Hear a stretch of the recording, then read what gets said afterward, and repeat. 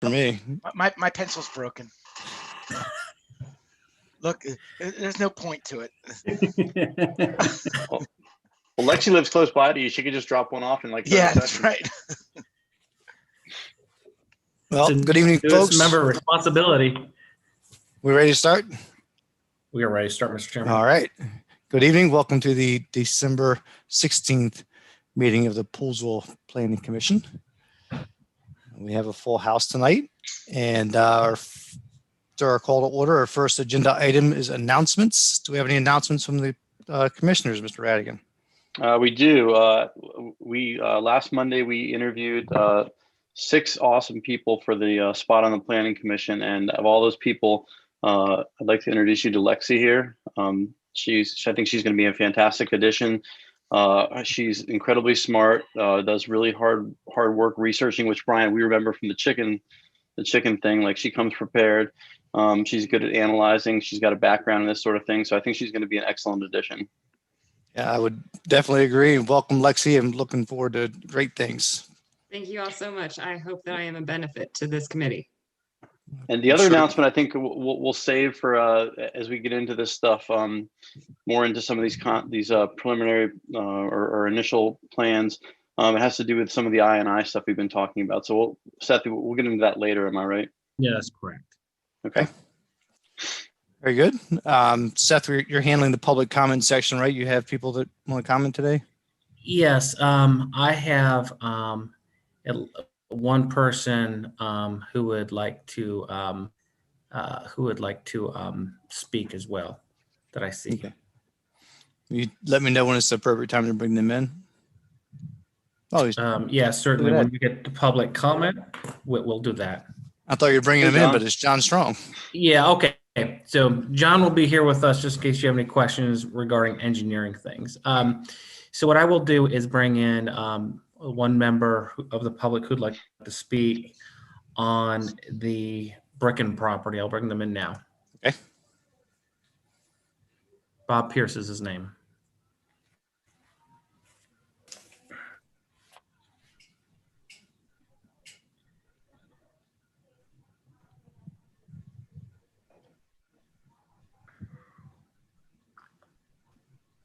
Bob, are you with us? Bob, are you there? Looks like he's still connecting to audio. Yeah, I see the, yeah.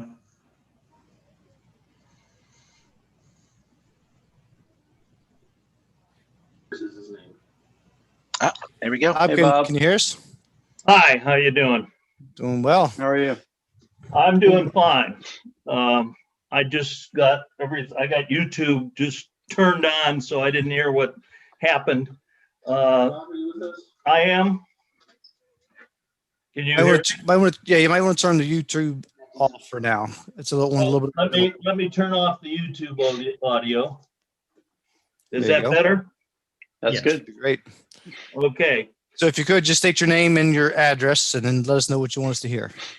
Okay.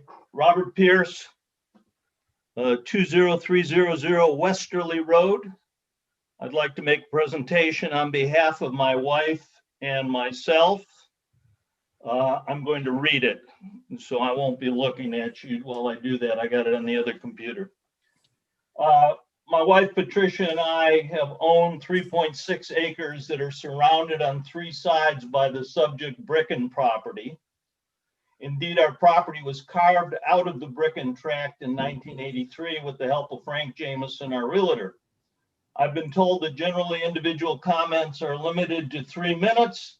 I hope this commission will forbear that limit, since it's at this early stage of planning that comments can most simply be incorporated into plan revisions with the least amount of cost and trouble.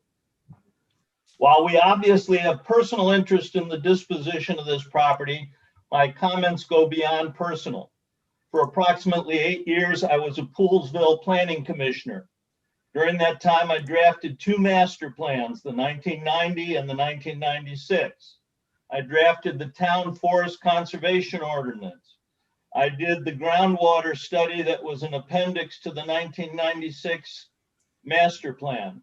I developed the multi-use trail concept found in the 1996 master plan, worked on securing the middle school development area and some of the larger residential developments in town. By profession, I'm an ecologist and president of the Wetland Training Institute.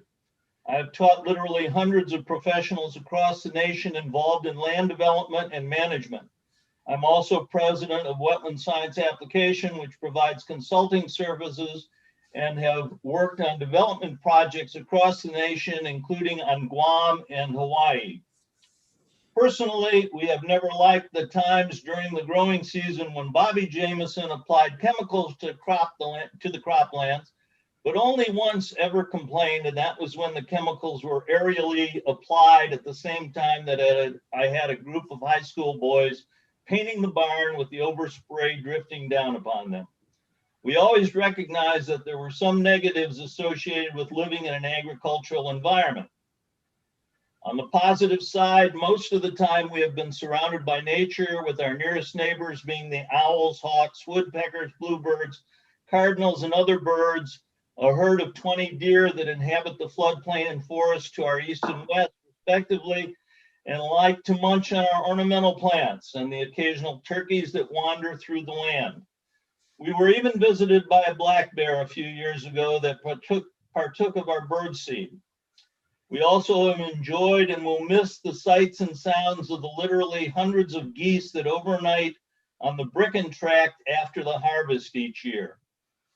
I recognize the rights of landowners to make a reasonable profit on lands that are owned and used according to local zoning and other applicable regulations. However, I think that this plan as conceived goes well beyond a reasonable profit margin. In short, the plan appears to have been designed to maximize profit at the cost of shortchanging the citizens of Poolsville. I will provide my technical comments as bullets. I will be happy to discuss any and all of them as you desire. I have reviewed the sketch plan and the staff report. Question here, does the Town Planning Commission actually have a staff now? We never did. Some of my comments are consistent with the staff report, some are not. There is no provision for stormwater, which I presume the county, not the town, will evaluate. What is there that leads anyone to think that the quantity management can be accomplished with swales? I have worked on no developments in Maryland where quantity has been handled by just swales. The Bricken Tract is underlain by the same soils as Hunter's Run and the new Lennar development. Both have stormwater ponds, as do all the modern developments in town. The mapped soils are rated limited for water infiltration in large part because of bedrock within about 3 to 3.5 feet of the surface. Furthermore, by maximizing the number of dwellings and the impervious roof surface associated with them, and the excessive number of pipe stem driveways, runoff quantities are being maximized on the property. It is unreasonable, not reasonable, to think that swales could suffice for quantity. A stormwater quantity pond logically could be placed where lots 72 to 74 are located, so that discharge could be directed into the existing intermittent stream. The area would count as open space, and along with the open space adjoining those lots to the south and west, could be planted with trees for afforestation credit. 7 driveways access are depicted off of Westerly Road. If you haven't lived on Westerly pre-pandemic, you may not be aware of the amount of traffic that utilizes this narrow scenic byway. With NIH, the weapons firing range, the boat launching facilities, and general use, it may rival West Willard south of town limits for traffic. When you add in the proposed new driveways on the north side of Westerly, there will be 9 driveways. These are outside of town. The county is dealing with that. Staff proposes a sidewalk running in front of these houses, then turning south for 100 plus yards, then east for 100 plus yards, then north for 100 plus yards to walk into town or to the multi-use trail. It is unreasonable to think that anyone will do that if their goal is uptown or the multi-use trail. They will walk on the narrow road. The only road in town, by the way, that has a speed limit of 45 miles an hour in town, and where traffic normally hits 50 to 60 miles per hour by the time it reaches our property. There should be no access to those houses from Westerly. It should be internal in the subdivision. Access to all of the lots along West Willard also should be internal through the subdivision roads, not driveways off of West Willard. There is nothing wrong with backyards facing West Willard, and it provides the opportunity to plant a reforestation strip of trees along the road to reduce traffic noise and count as conservation credit. Let me get into forest conservation more. It needs to be done on site, not with contribution to some fund or at some off-site bank. This site is almost entirely treeless. The plan calls for retention of some of the limited existing forest, but not as much as it should. Town ordinance at 7.21A indicates that it's the town priority to retain forest. When I drafted the forest conservation ordinance, I added a provision not found in the state rule that allowed in town for afforestation, reforestation to be accomplished with swaths of forest at least 35 feet wide and totaling at least 2,500 square feet. You can find that definition under reforestation at section 7.2 of the ordinance. This was specifically to allow the development of forested areas in new developments in town constructed on treeless ag land.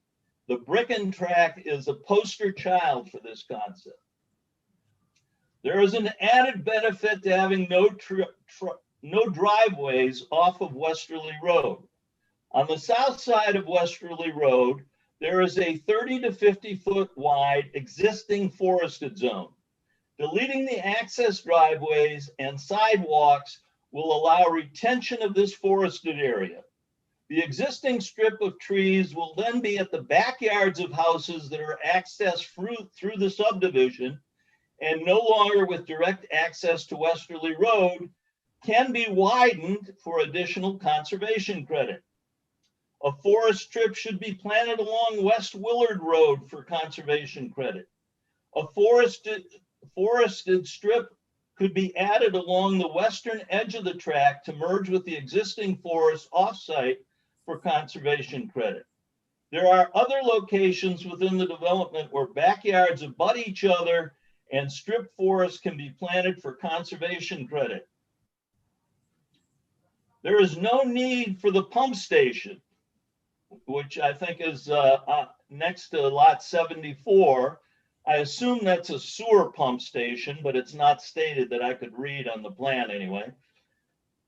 To be placed in forest. Where it's situated right now, it's in existing mature forest. In fact, the wetland, and I assume, again, I can't read the plan that I got over the internet very well, but I assume the symbols near the corner of Westerly and West Willard roads are wetland symbols. And I further assume that they correspond to the soil map unit Croton, which is from the soil survey data and is a hydric soil.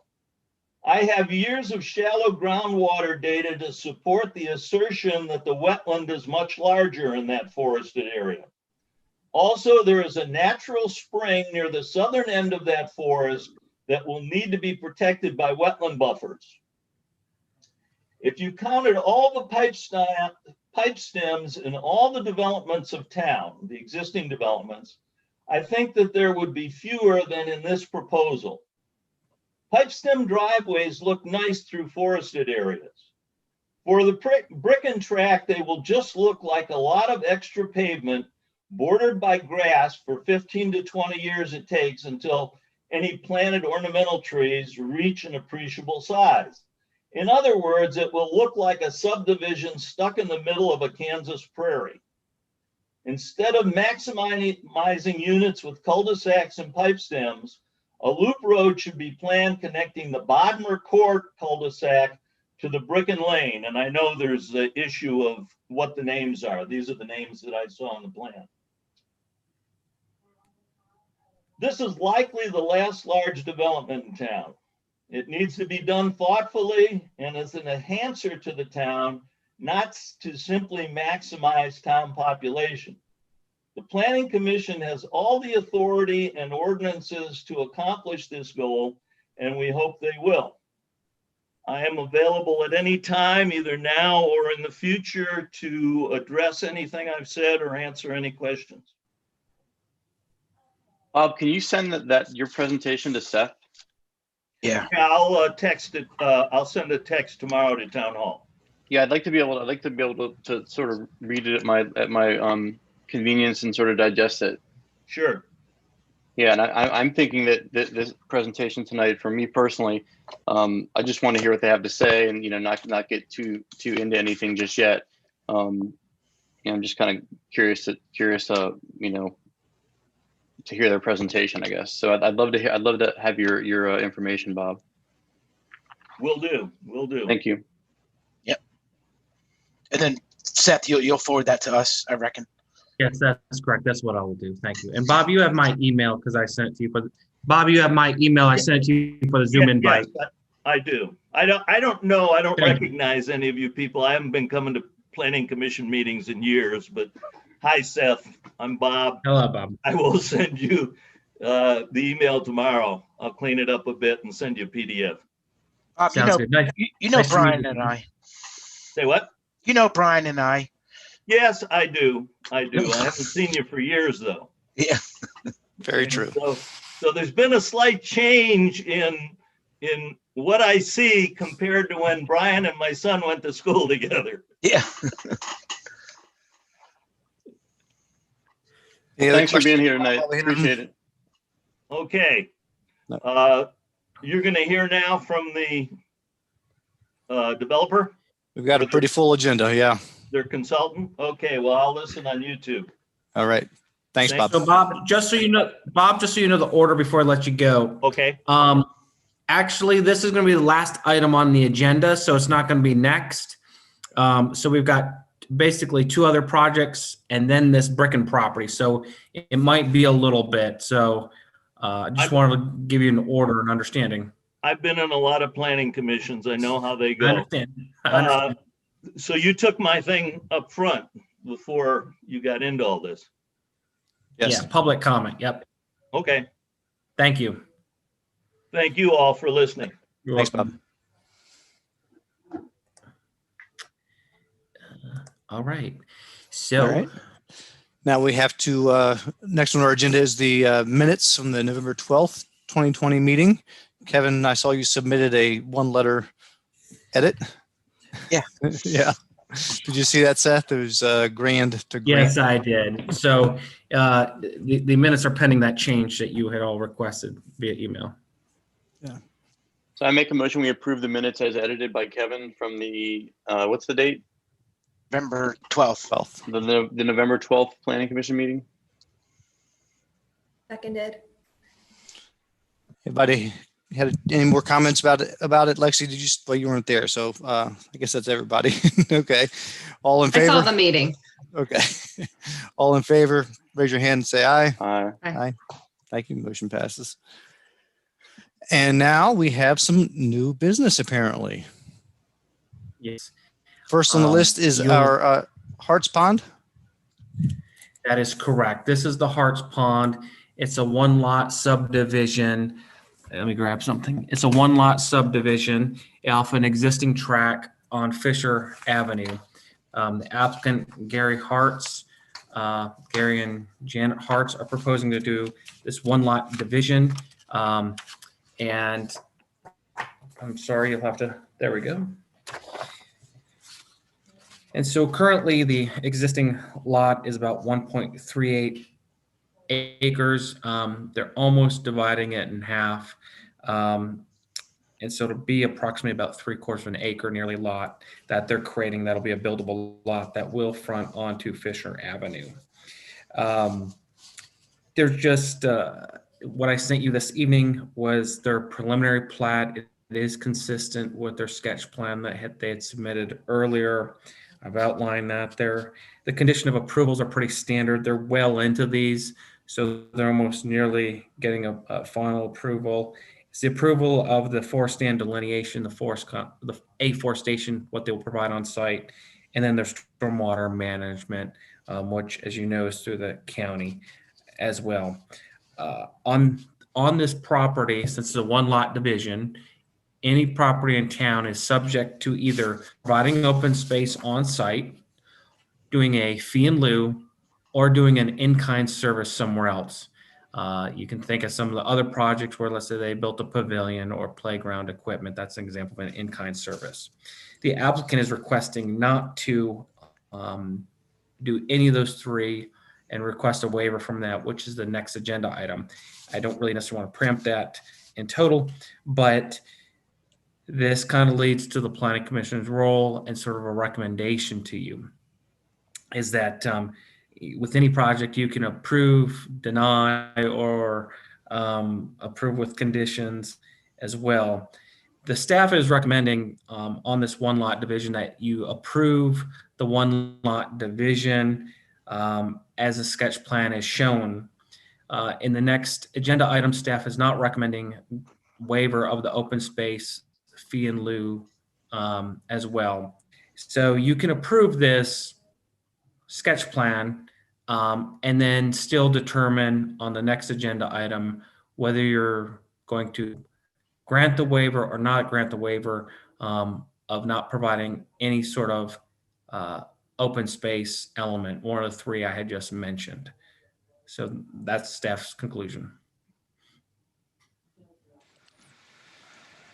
Any other questions for Seth? Is there a presentation on this first item, or is this just discussion? The applicant is here. If you'd like to hear from them, you can as well. Probably a courteous thing to do. Yep. Yeah, I'm curious why he wants the waiver. Yeah, well, what you might, it's on the agenda as two separate items.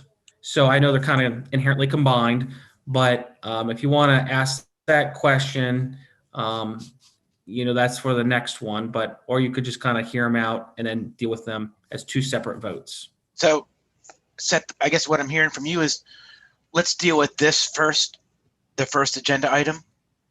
Yes, correct. Get that approved or denied, but we'll vote on Correct. it. And then let's get into the discussion about the waiver. That is correct. So from everything on this plan looks identical to what we've seen a couple meetings previous. I make a motion to approve the preliminary site plan for the Pondview re-subdivision.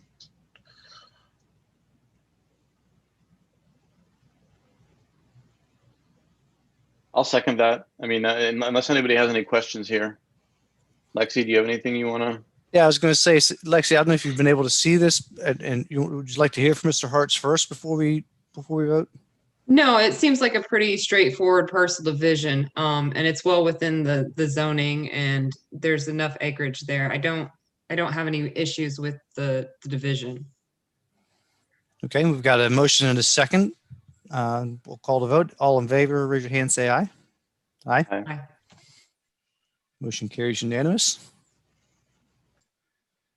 And now we can talk about the waiver.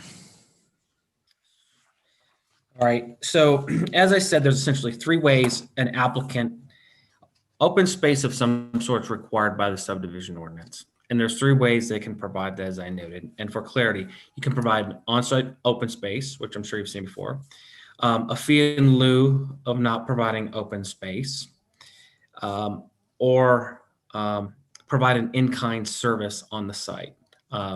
Again, you've seen the open space provide, and any three of those combinations are an option. For example, I think Westerly Grove is doing a little bit of combination of providing some open space with a tot lot, and then some fee in lieus. But this applicant, Mr. Hartz, is not proposing to provide anything in this regard. Now, providing open space on site for such a small lot wouldn't be reasonable because we'd be talking about a couple thousand square feet of area dedicated to town, which clearly doesn't really fit the interest of our park system.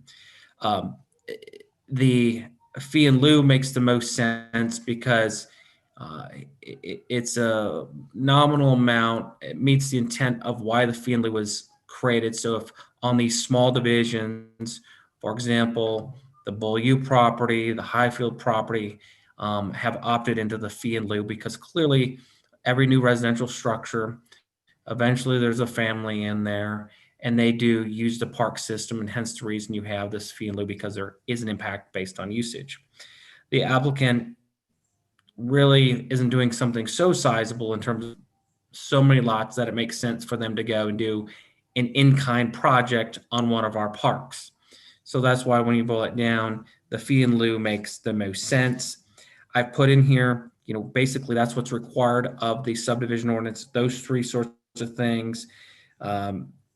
That does provide for a waiver option, and that's why he's come before you to request that in there. I would say that if you're inclined to, grant this waiver, I think the Board of Parks and Recreation should weigh in on this because there's an impact to them. But staff does not recommend that you grant this waiver because we're not providing any level of offset in any fashion where there's three choices permitted.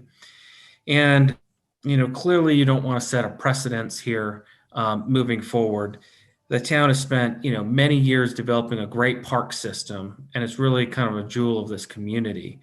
And the purpose of providing something is so that residents have the access and the continued maintenance and upkeep and other amenities that might be added through the fee in lieu program. So you really wouldn't want to diminish the quality of your parks by granting these type of waivers. And as such, it sets a bad precedence. And I think it sort of diminishes the quality of our parks by granting these type of waivers. So that's staff's recommendation. I appreciate that, Seth. Thank you. Yeah, want to bring him in? Yeah, certainly. I want to make sure no question of me. Yeah, any other questions, anybody? He should be coming in now.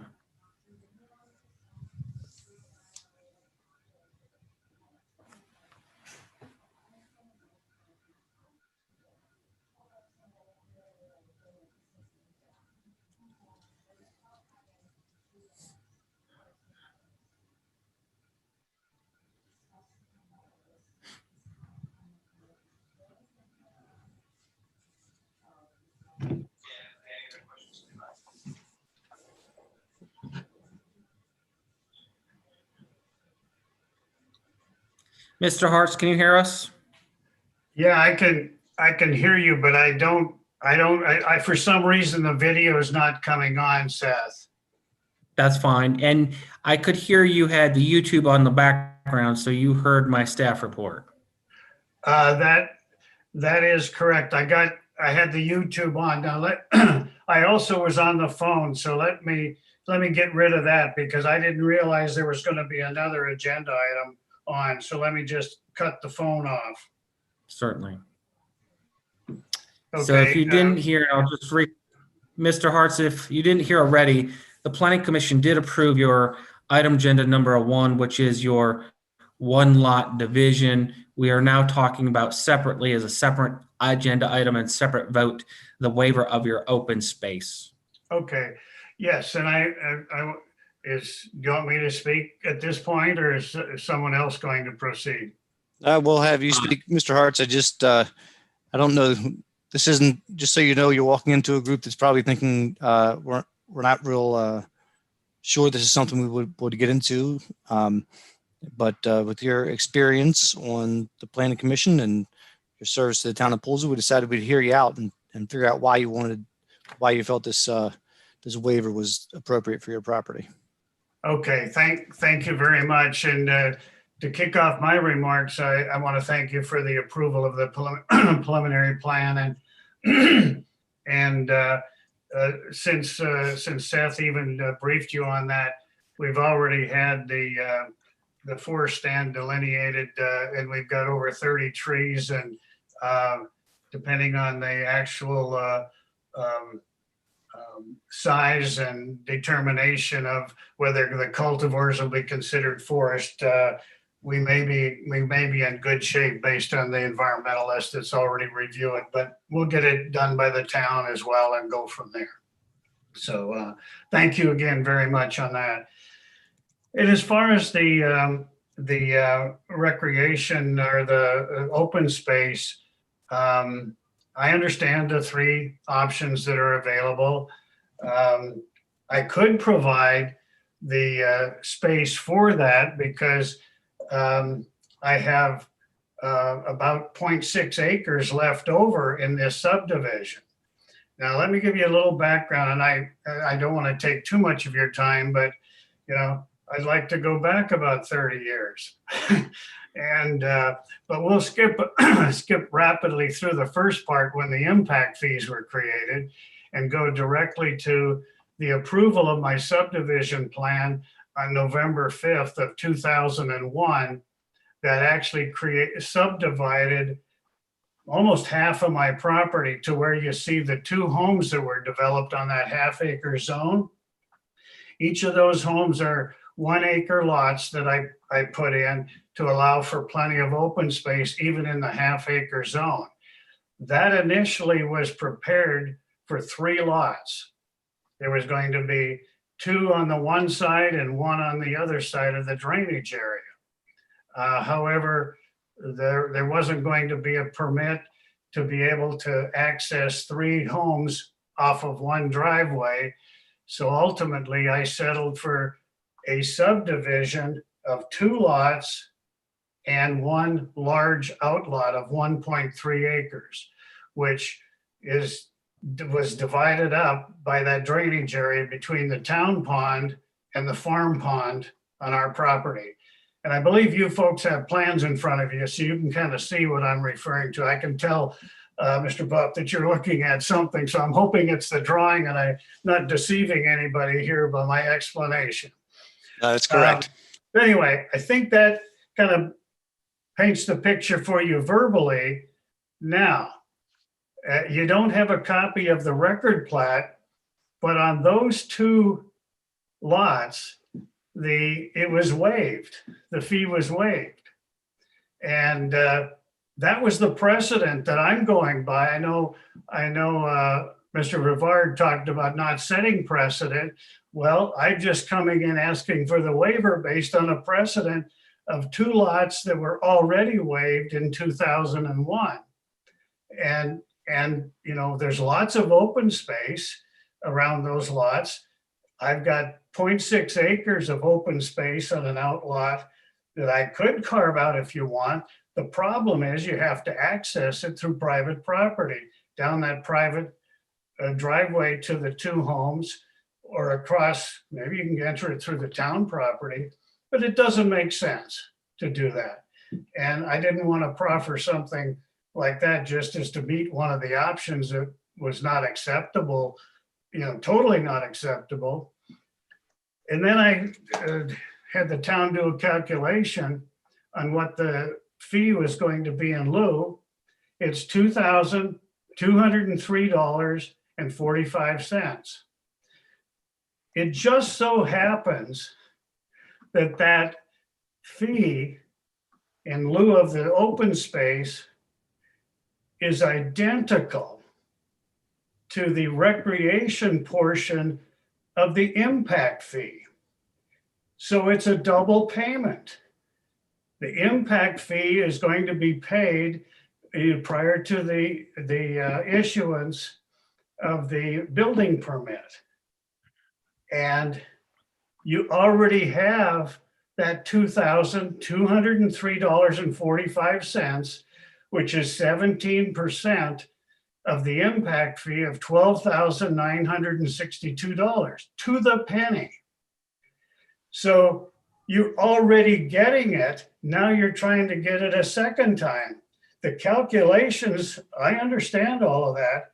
I might have even been involved in developing the calculations. I know Bill Moore and I developed some of the initial work back in the early 90s on the impact fees. And I know everything was updated, and I've looked at those calculations that carry out to 2030. So anyway, that's my pitch. It has nothing to do with, I don't want to do it. I just don't want to pay it twice. I mean, it's to the exact penny if any of you do the calculation. I don't know why. Somebody maybe should tell me, why would I pay that twice? Well, Seth, maybe I you can explain speak- it. Yeah. Yes, I think it would help everybody in the board and Mr. Hartz. So let me speak directly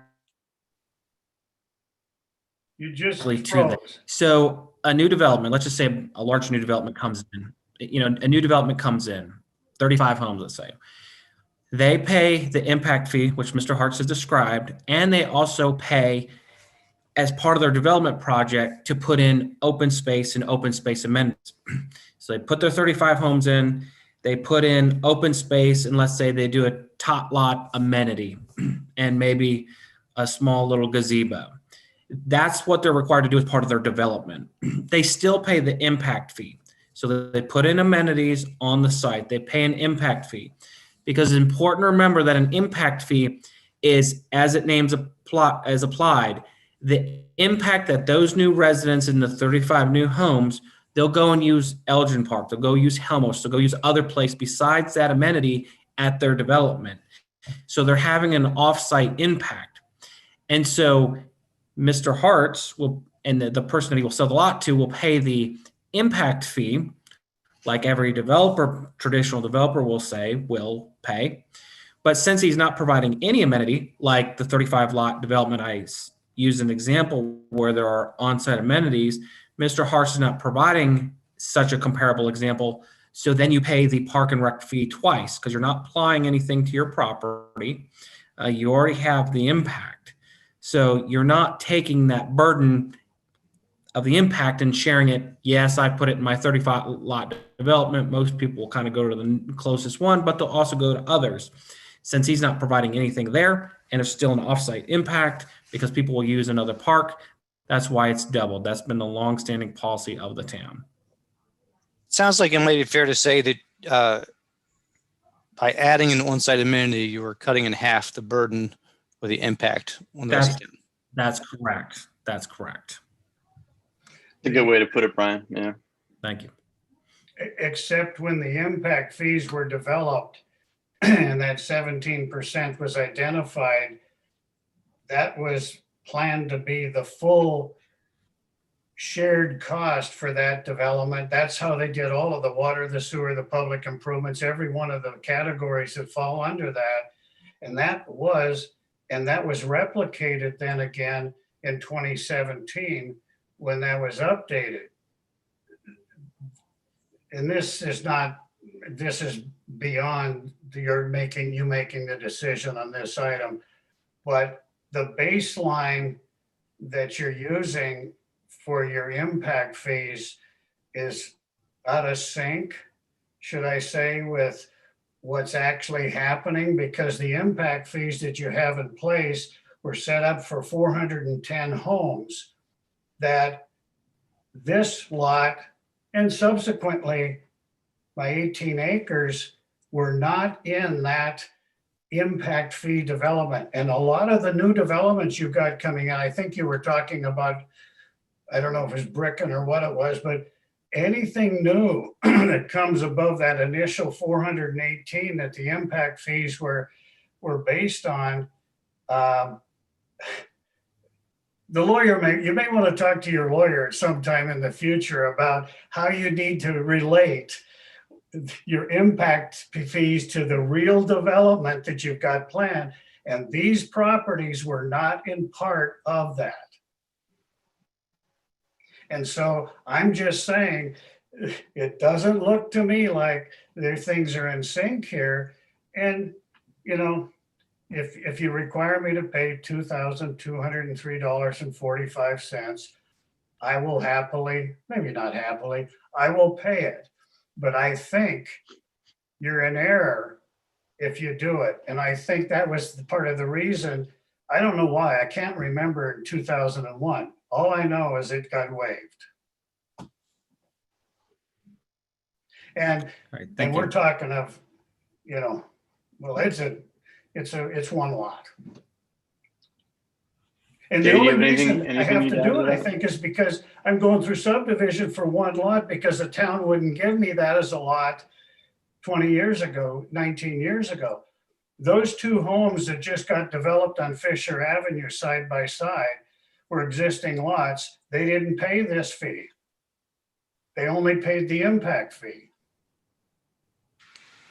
So should we It's charge more not on this one every to make home. up for it? What's that? Should we triple charge you on this one to make up for it? Well, that might be a way to solve it.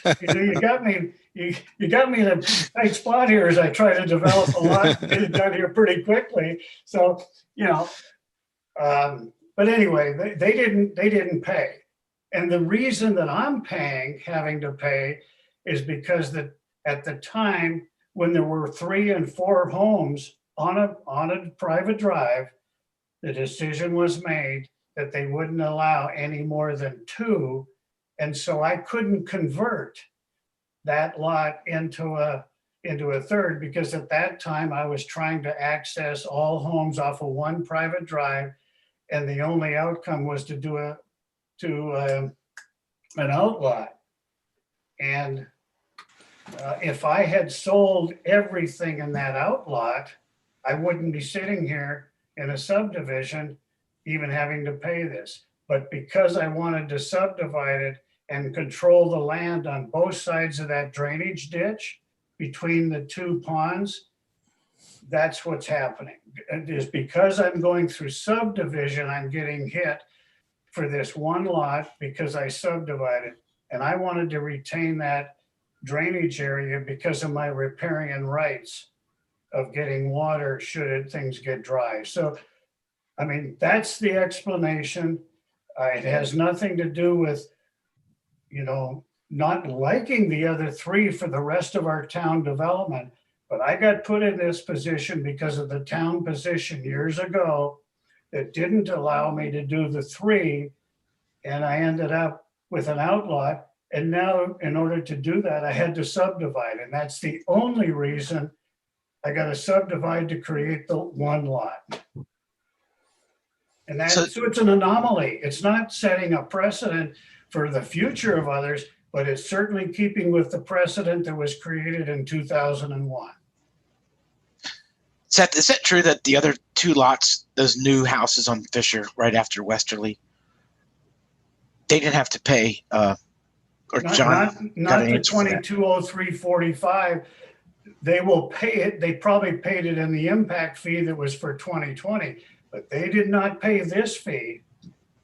Well, I shouldn't answer that. Have Yeah, Seth John answer has got that. it. Yeah, real quick, what took place is that those lots were subdivided back in the 90s as part of the meadow side. If the planning commission, I don't know exactly if the regs were in place. Right now, it calls for when you subdivide the property that that size subdivision dedicates 5% of its land for open space, and that's for recreations for the parks. It can be a passive park or something along those lines. But currently, that is correct. Those 2 new houses were subdivided prior to, from what I can tell, prior to the requirement for open space for parks.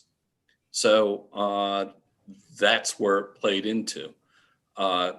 Those lots would have to pay the impact fees, of course. Hope that helps. So, but they didn't, right? Well, they did pay the impact fees. Oh, but not the Open space, I have no knowledge of it. It's Park and Rec. long before me. And do we have other instances where a single lot was held to pay the open space fee? Lumpin, 4 years ago, you approved so you said single lot. That's the key thing. We'd have to do a little research on that.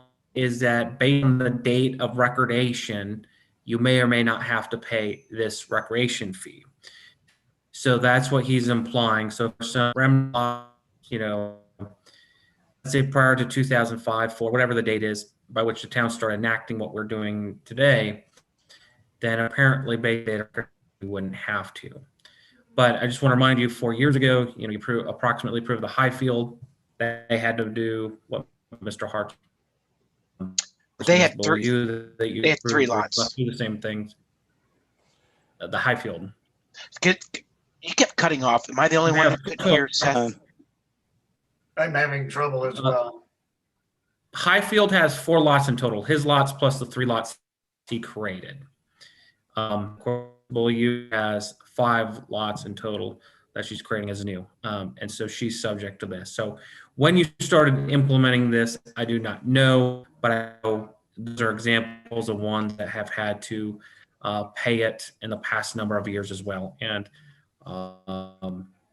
you know, that's apparently the policy. I didn't realize recordation made a time impact potentially, but that's apparently what I'm learning now.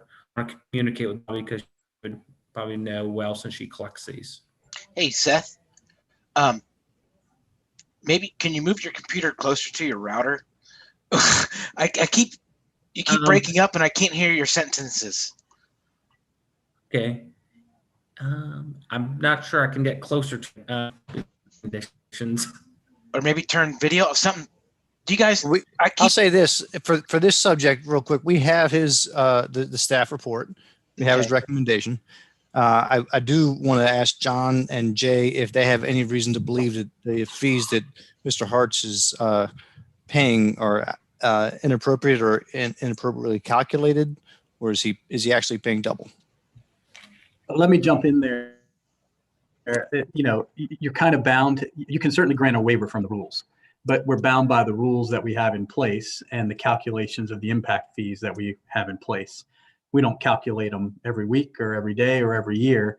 And so recalculation of the impact fees is going to be on the horizon. And it's going to be linked to one of the subjects you're going to talk about later, which is the I&I stuff. So it's not like this isn't, like Mr. Hart said, it isn't maybe absolutely current, but this is the current fee schedule. So it's not, you can just make something up. And as far as whether it applied then or now, you know, I'm guided by the fact that these are the subdivision regulations in place. I don't know what happened back then. And that's the evolution that we all go through, is saying, well, we're going to change things over time. There's certainly a way that the town has practiced this that doesn't seem like it might be fairly applied here, because 2 out of 3 didn't have to pay. But under the current regulations, this is what it is. The option would be, is there some other way that you could get around this? And I think that's maybe what Seth was alluding to, was certainly not putting something there makes sense, but maybe there's an amenity that can be improved somewhere else. I don't know if it can be done as cost effective, but there are some other options. But if that makes any sense, you know, these are the present day rules. They may have to be changed. And if you want to change the rules and wait to make this decision until the rules are changed, you could do that too. But there's not any given time on that. Anything to add, John? I don't deal with money. Brian, could I add one comment? Absolutely. The other thing that's taking place here, in the way that particular subdivision reg element is written on open space, is that the calculation is done on the entire subdivision. And in this case, that outlot was 1.3 acres, give or take. And the lot that's being developed is 3/4 or 0.72 acres. So what's happening is the space amount and then the calculation amount is based on the entire 1.3 acres for this one lot. Well, that surprised me too, but I mean, that's another element that you have built in here. So when you get to the larger lots, you know, it's understandable. You got more people coming in, but regardless of what you decide to do, obviously I will abide by it. I've abided by every rule, everything that's in the code because I was involved in writing most of them, at some point. The one thing that you probably ought to take a look at, when you get to open space, it's capped at anything above 3/4 of an acre. Now you have a 2-acre zone, of which I've got 18 acres that's on the table as well. Your percent at 5% is the same of anything over 3/4 acre.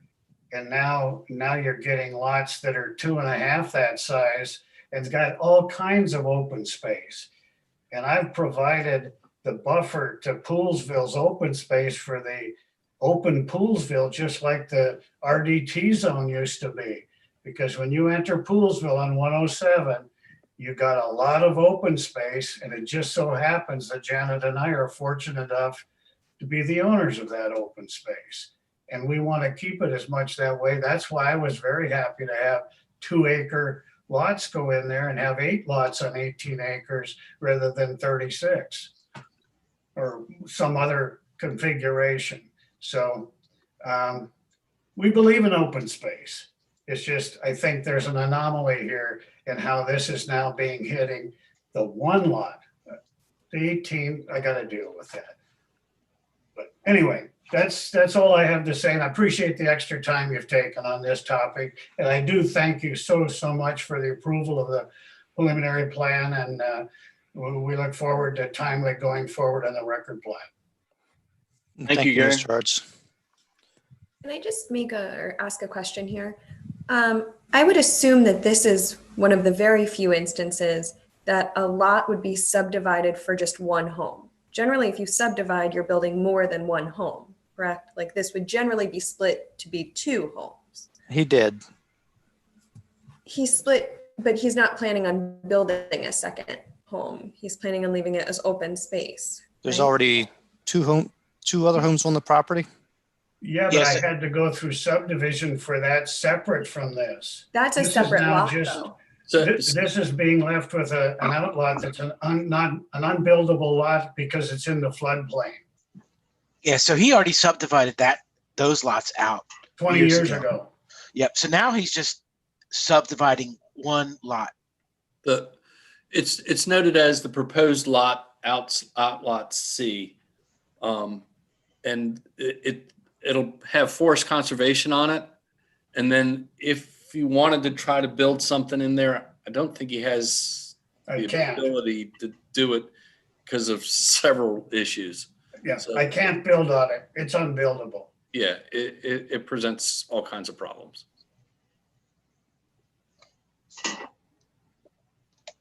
Amanda, you were still speaking. I cut you off. I apologize. And that's okay. I guess my thought was, it doesn't. Your audio is not picking up. Sorry. It doesn't seem like this is a typical plan where you would subdivide to get 1 house. Andy, your mic went out or something. Hold on. Can you hear me now? It still sounds far away. I'm gonna move closer, which is not fun, but I was just saying that I feel like this would be There you go. okay. I feel like this would be a weird situation where we're subdividing for just to build 1 house. Normally, when you would subdivide a lot, you would be subdividing to build multiple homes. So I don't know if this is something we would totally see again. Yeah. Would we? Depends on the size of the lots in You'd the see any- community and what's available. Yeah, any subdivision. So if you start with 1 and have more than 1 when you're done, it would come through you. And so, a lot of places call them major versus minor subdivisions, and this would be a minor one. But in your situation, it's still a subdivision and it would still be subject to the regular rules. But there is the opportunity for a waiver. It's actually provided in the subdivision regs. Oh, yeah, that's clear. As I said earlier, that you could grant the waiver to this. The interesting part, as Mr. Hart said, is the calculations. Seth can talk to you about how they've done it historically in the past. They just say you're paying this portion again, but the calculation is based on the entire lot. And what you would usually have is two separate lots, right? Either with a house remaining or a separate buildable lot, but now you have one unbuildable portion and one lot that is really going to create the impact. Not two lots that are going to create an impact, if that makes any sense.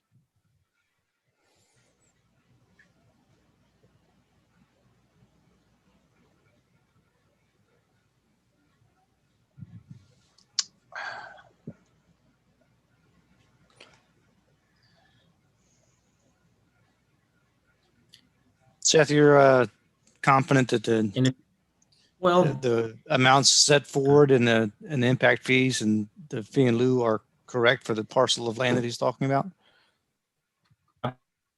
he quoted the numbers and he is correct, and that's what we've done on other ones. And so we, that's been our policy, and he's indicated this is how we conduct ourselves in business and those sort of things.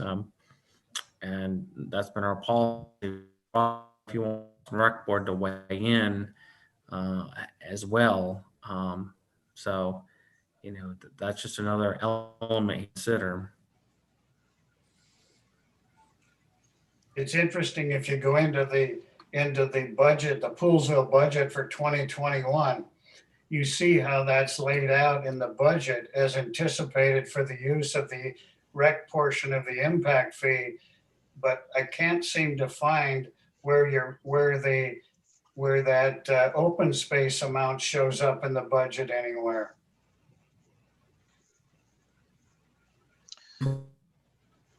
That fee is just calculated through a separate process, partly based off the master plan that as you're aware of. And this is the policy that the town has created here. Again, it's highly important to remember the issue here at play is that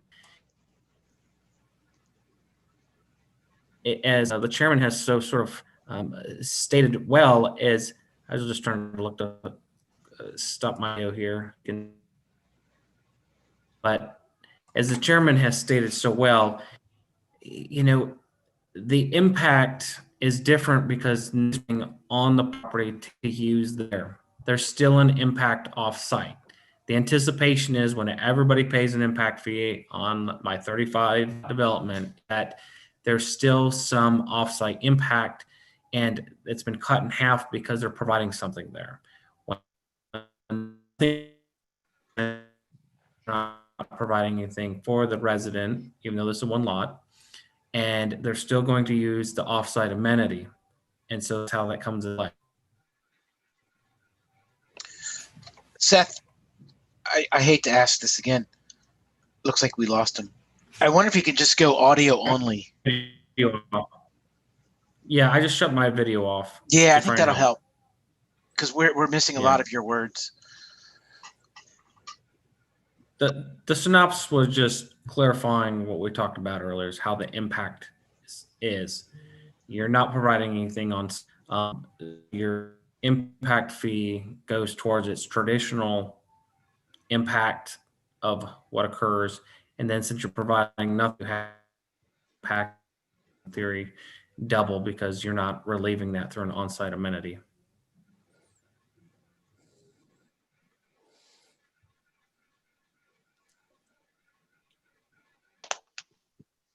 Well, I think we got all the information we need.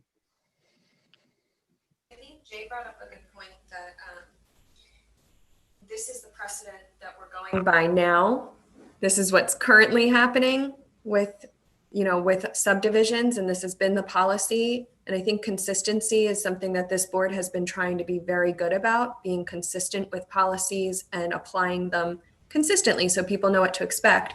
So personally, I would like to either see a fee in lieu or some kind of in-kind service. So I guess I'd agree with that. Yeah, we're not granting in that line of thinking, we're not granting a waiver at that point. So you have to pay it or come something in kind. Yep. Do we need to make this official? Do we need to vote on this? Yes, you do. Okay. Does somebody want to make a motion or?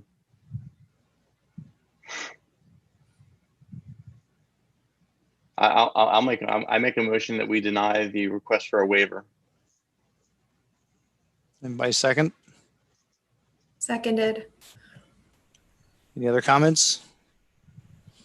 All in favor of denying the waiver? Aye. Aye. All opposed? Motion carries 4-1. Thank you for your time. Yep. Thank you, Mr. Hartz. Yep, you're welcome.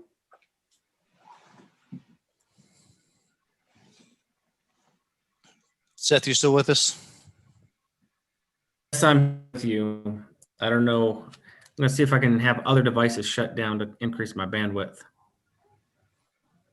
Kick the kids off the iPad. Yeah, tell those kids to get off Netflix. Is it that West Virginia bandwidth, Seth? So It- everybody's any- home. Is They're there any need for me to stay on further, Mr. Buck? No, Oh, you should be I'll, free to go, I'll- Mr. I'll put- Hartz. Okay, thank you very much. You folks have a good evening. Thank you. You too. Thank you, sir. You too. All right. I don't know if my bandwidth will kick in a little better, but Sounds good now. okay, that's good to know. All right.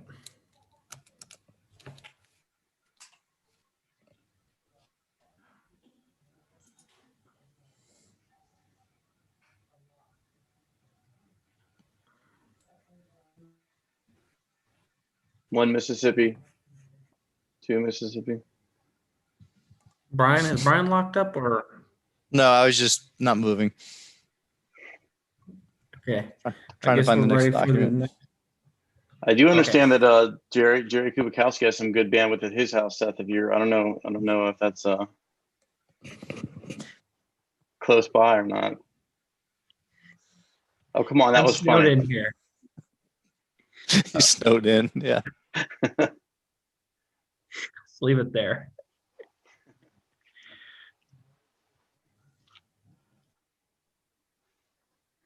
Guess I'm waiting on you, Mr. Chairman.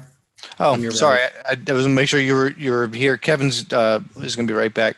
But yeah, we're ready to move on to new business item number 3 is a concept plan application for Fish Pool LLC, which is the Willard project on 19825 Fisher Avenue.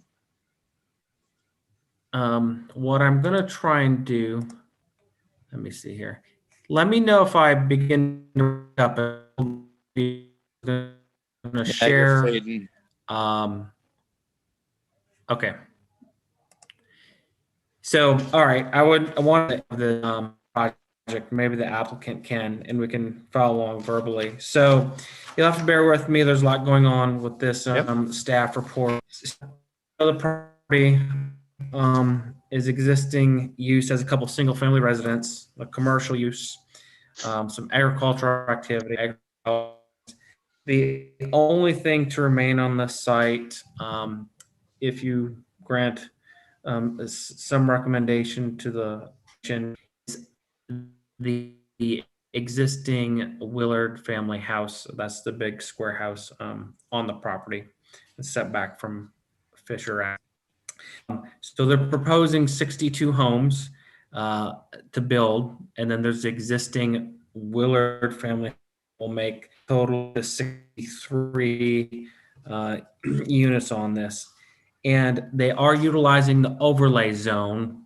So this is a key element because in this case, it acts also as sort of a zoning vehicle as well.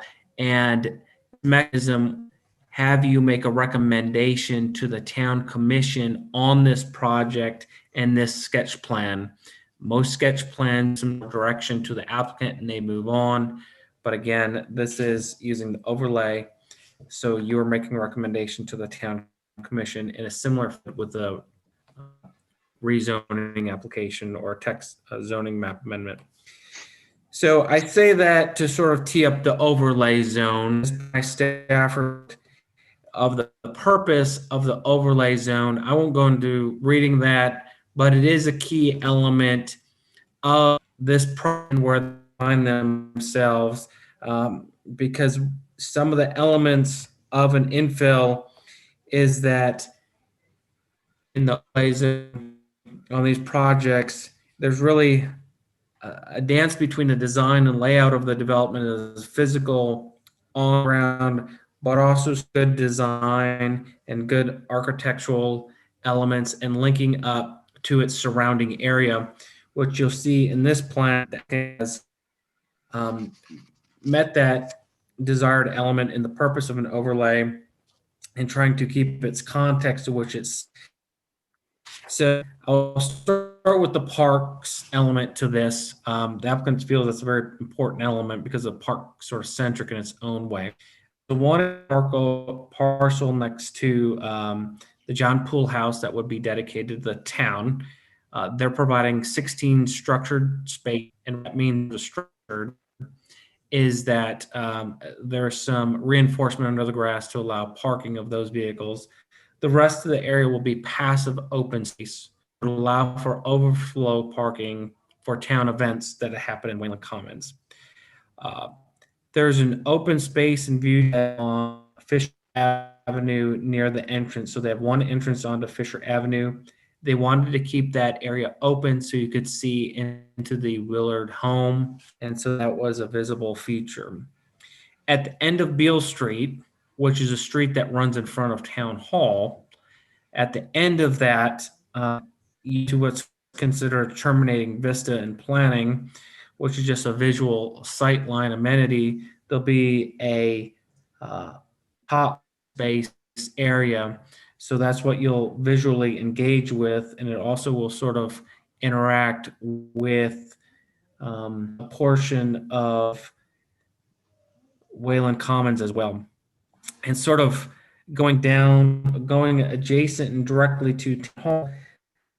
If you're looking at the plan, there's a parcel C. And again, that's next to Town Hall. That one there, I think that one's going to be an afforestation area. So that will provide some buffer between those groups of homes as there. And again, this parcel is the one on the right-hand side of the development. That's sort of the biggest green block. Then to serve the shaped area that provides buffering to the adjacent properties and residences in that vicinity. They have talked about walking path through there. That's something they may discuss in greater detail. You can see within this development, there's sort of two like areas, and those are big enough to have open space amenities, at least in a sense that allows those homes there to front onto those large elliptical areas to provide sort of its shed front outward in that location. So the applicant has met with the Board of Parks and Rec several times since they feel these parks are a key element of it. The Parks and Rec over the past 18 months has provided some good feedback to the applicant. And what you hear is part of that outcome of discussion with the Board of Parks and Rec and some other interest groups in town. You'll see that the Board of Parks and Rec has stated they're in support of the proposed parks proposal and open space layout that is being presented as part of the Willard proposal. So they just discussed this last week on the project. One of the key elements of this, if you can still hear me, is that a lot of these homes on some sort of either street, the backs of the homes are not to streets, they're facing out onto the streets, facing out to open space, which is really sort of a quality feature that they've made these homes oriented in such a way that improves the development itself.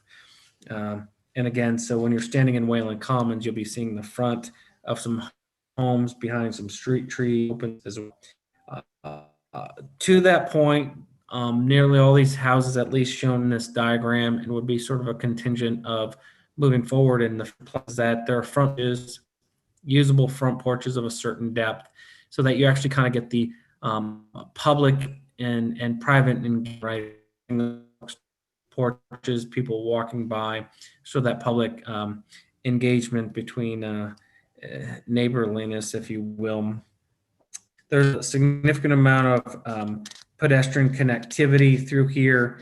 The trail that goes along the side of town hall that's not improved will improve trail, walks throughout the development, but they've also created some connecting paths through across the development that aren't just strictly tied to streets. So there's a lot of good cross connection, along the front of Fisher Avenue, creating that street along the edge of Fight Road and along Town Hall, and then coming out of Glass Way, and then connecting through Johns.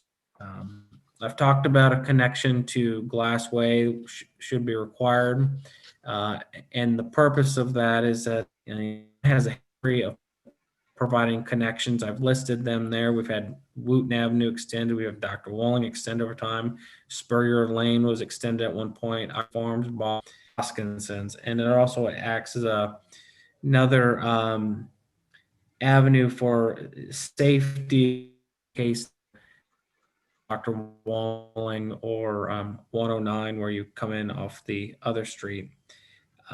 Facade concepts, the applicant says come in with the architectural renderings. They've sort of talked about our traditional style, but that's a loose statement there, but they've committed to certain material use because Hey, Seth, yeah.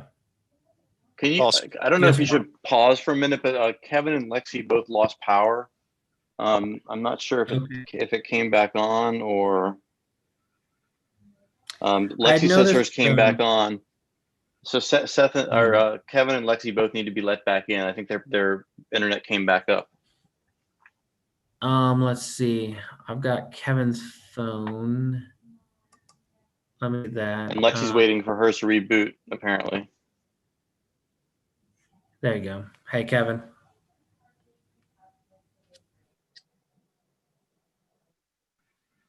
Can anyone hear me? Yep, we do now. Yes. Sorry, the power flickered here on Soper. Yeah. As it does, once a month. And Lexi will be in a second. I think her internet's just rebooting. Oh, I got my internet back on the computer. So I'll go back. There's Lexi. First one commissioner had gone down, realized two had been. So who's left on the meeting? We got everybody now. Lexi, we saw you leave and we're like, oh man, did she quit already? Sorry, like everything blinked and went off for a moment. I had to wait for the computer to reboot. Yeah. No problem. No problem. So Seth, I'm going to rejoin on my PC. Can you let me in a second? Yeah, absolutely. But Kevin, if you're in on your phone and the PC, you'll still only get one vote. Oh no. All right, I'm going to hang up on my phone. And Sounds good. I'm admitting you now. All right. We lost Jay. No, he just went to dark screen. Still. I'm here. I just had to move. All right. Sorry. We're Sorry to all interrupt back you, up Seth. and You can No, keep I'm going good. now, I guess. Sure. And then I'm just what I was finishing and sort of discussing back on. One of the things that in the plan is just some design concepts about the architecturals and stated the details on the architectural plans at the preliminary plat stage on this. They just want to get through kind of the recommendation to planning commission to the town commission before they commit to that deeper level. But they've also committed to certain material they won't use, which I think helps defining what you might not see, which is probably a good thing as well.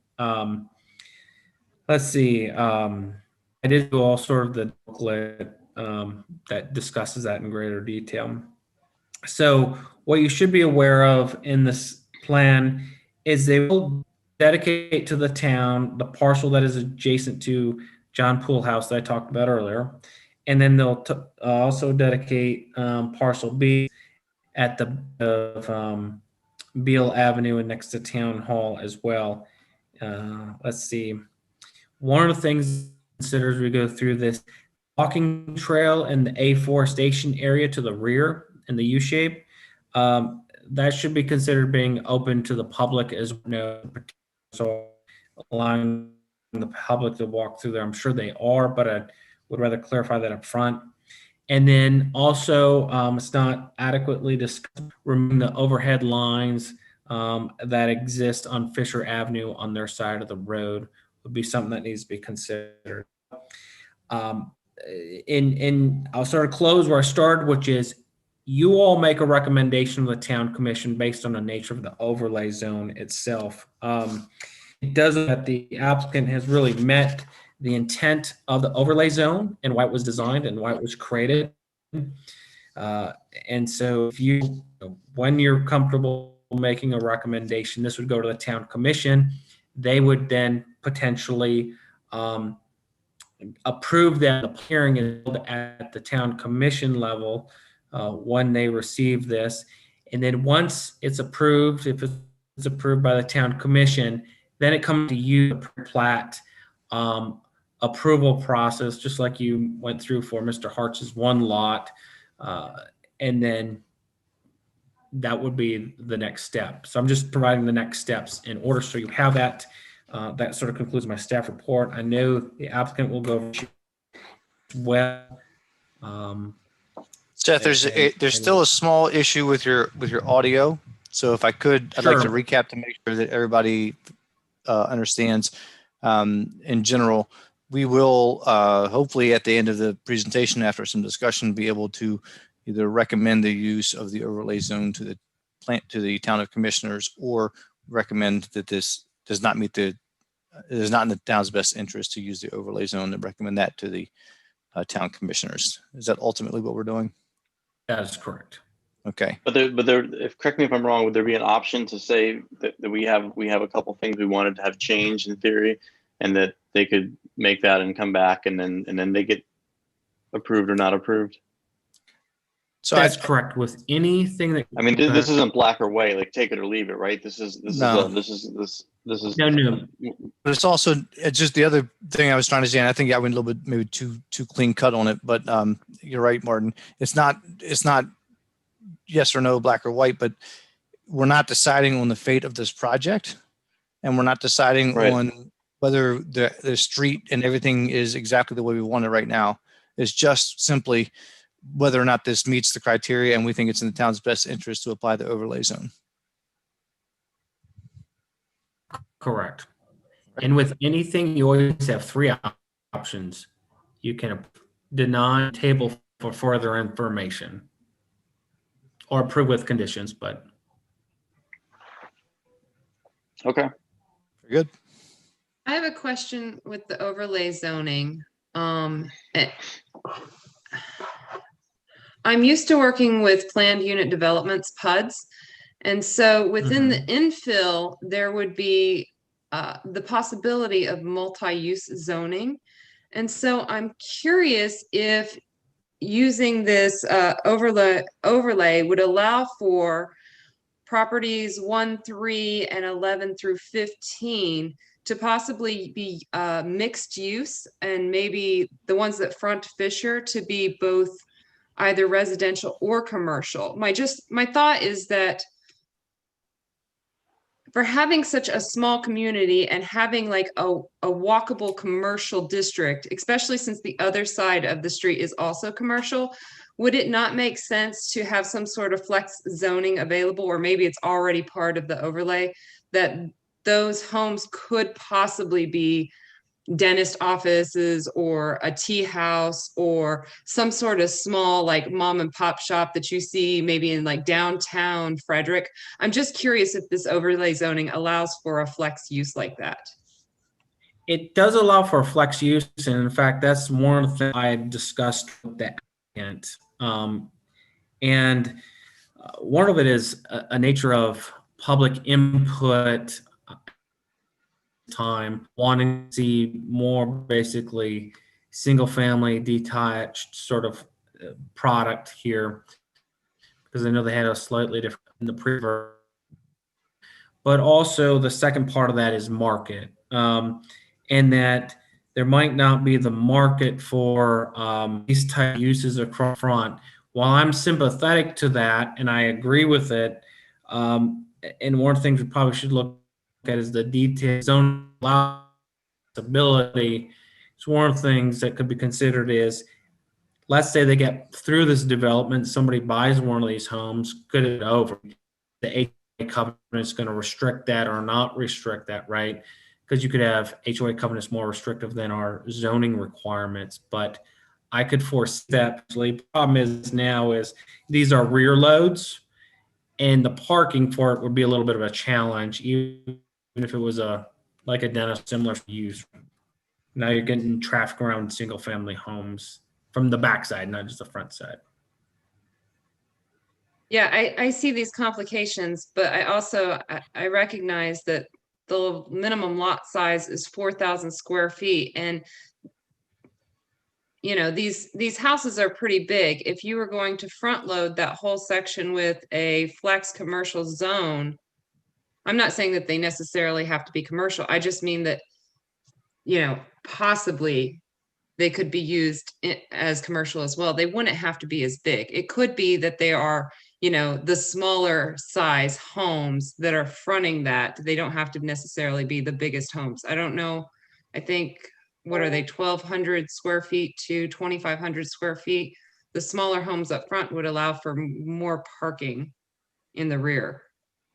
These are just thoughts. I just didn't know if the zoning allowed for that, was my question, I guess. The zoning does allow for the mixed use. Oh, we want to bring him in. Any other questions or comments before we get the presentation?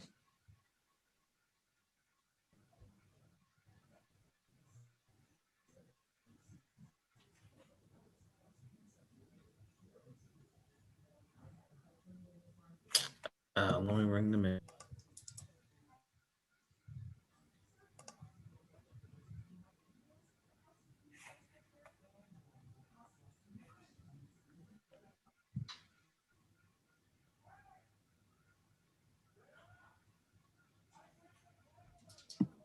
So that's correct. With anything that, I mean, this isn't black or white, like take it or leave it, right? Mr. Clifford, do you have the YouTube on? If you do, could you turn that off? The other thing I was trying to say, I think I went a little bit too thin cut on it.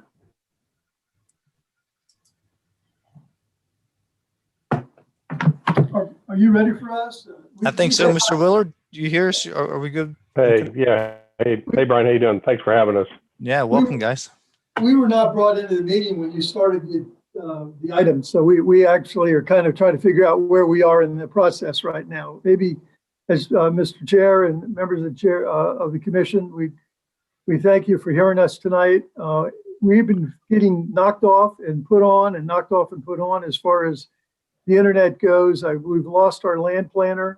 He's hoping to join us by phone.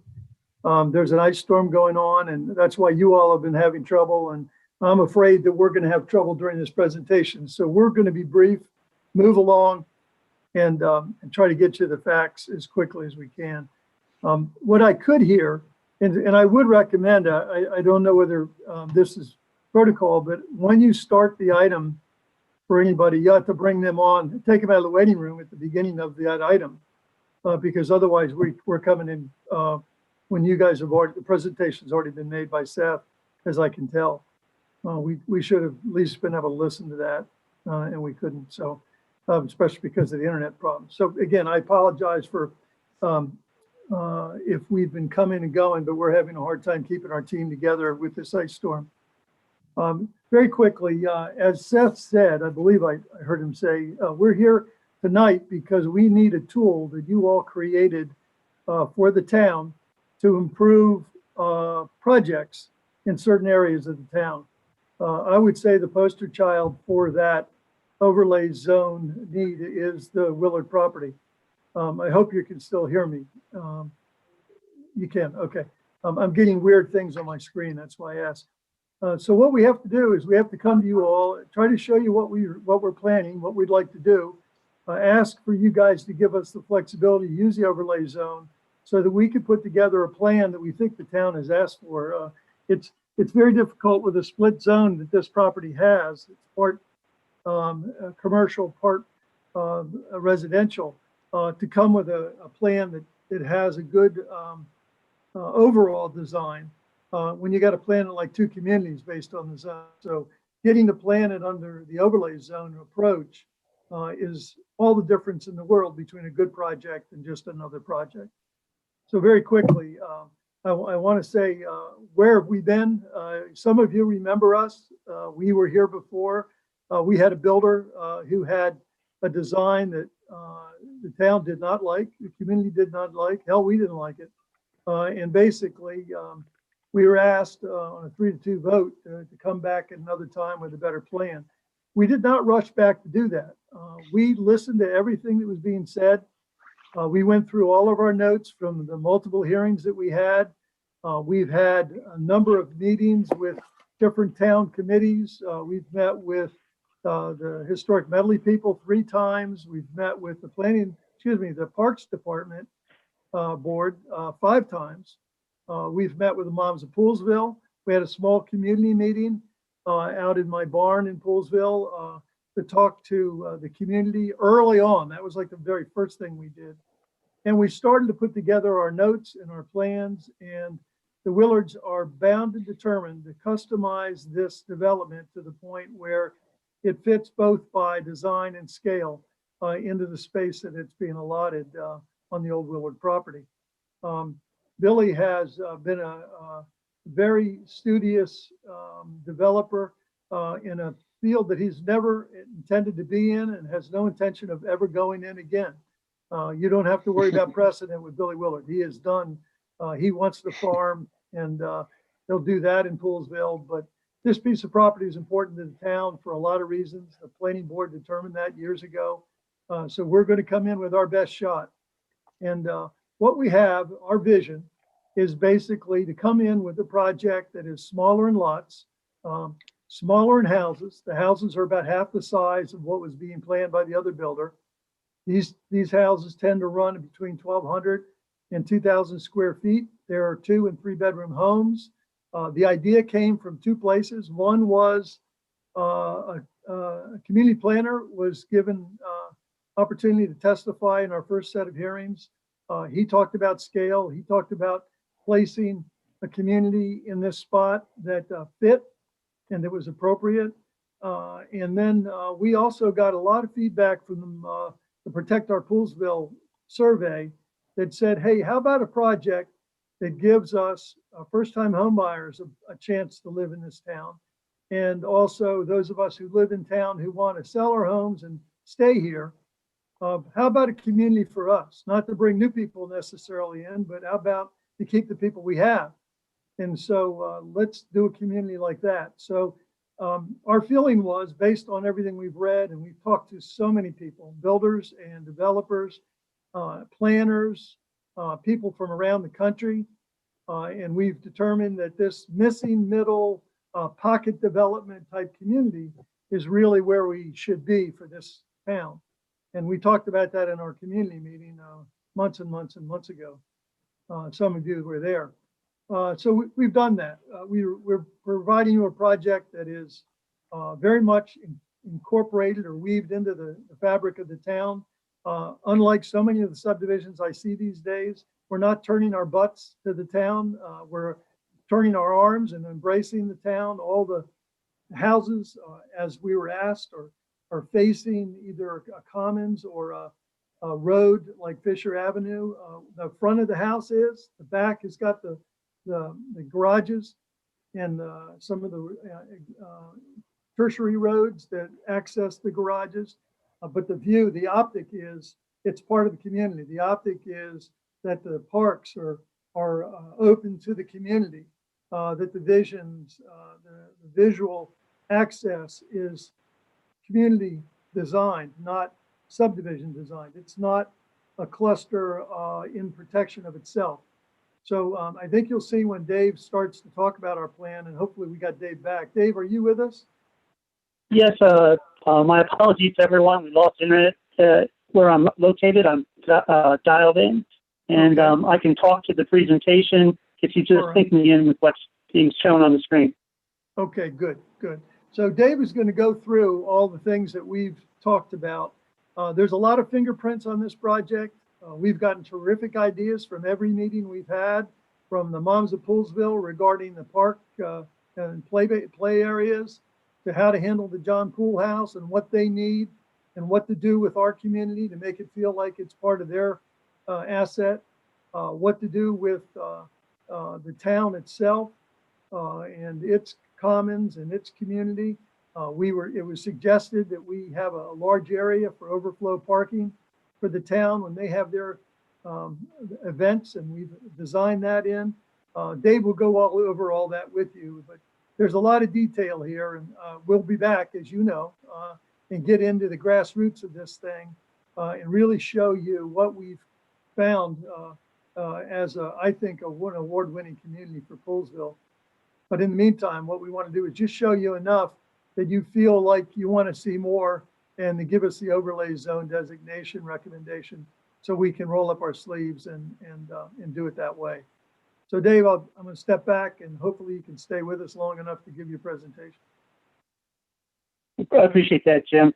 And if you could just, Jeff or Jim, let me know what slide you have up on the screen presently. All right, right now we have a telephone ringing. It's a green symbol with a telephone in the middle of it. Oh, I don't think that's part of our plan. No, but apologies to everyone online, but Jeff was given the PowerPoint. I think he downloaded it, and I think if staff provides him access, to share a screen, we can present the PowerPoint.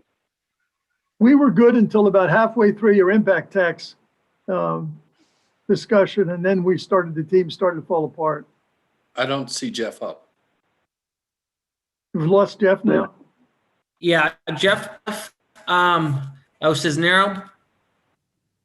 Yes. Yes. Jeff, Jeff is here. He's probably been on the side. I wasn't sure if Jeff was with you all. I apologize. Okay. There you go. Okay. Jeff's here to talk about stormwater and utilities, but he's going to come later. All right, Dave. Do you want me to share my screen with you, Dave? You need to share it with Jeff Cisnero, please. Yes, and I have. You should have that ability. Just so you all know, we're not developers, builders, but our team is Billy Willard. I'm the land use attorney, Jim Clifford. We're Poolsville residents, or people from Poolsville. We've got Dave Edgar from Townscape Design, and Jeff is could just come on. He is our engineer. So Dave, okay. we're starting with the house on the first slide. So you just tell me to keep moving through. We'll get okay. Well, I think Jim, from what I heard, talked about a lot of that stuff already. So why don't you flip to the existing conditions map? It'll be the third slide down. Gotcha. Here we go.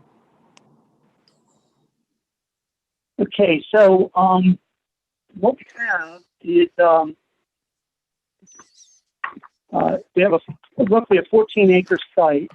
We have frontage on Fisher Avenue, and we have about almost 800 feet. We have frontage on Fife with about 600 feet, and then there's a unimproved portion of Fife Avenue that takes you up to Glass Way.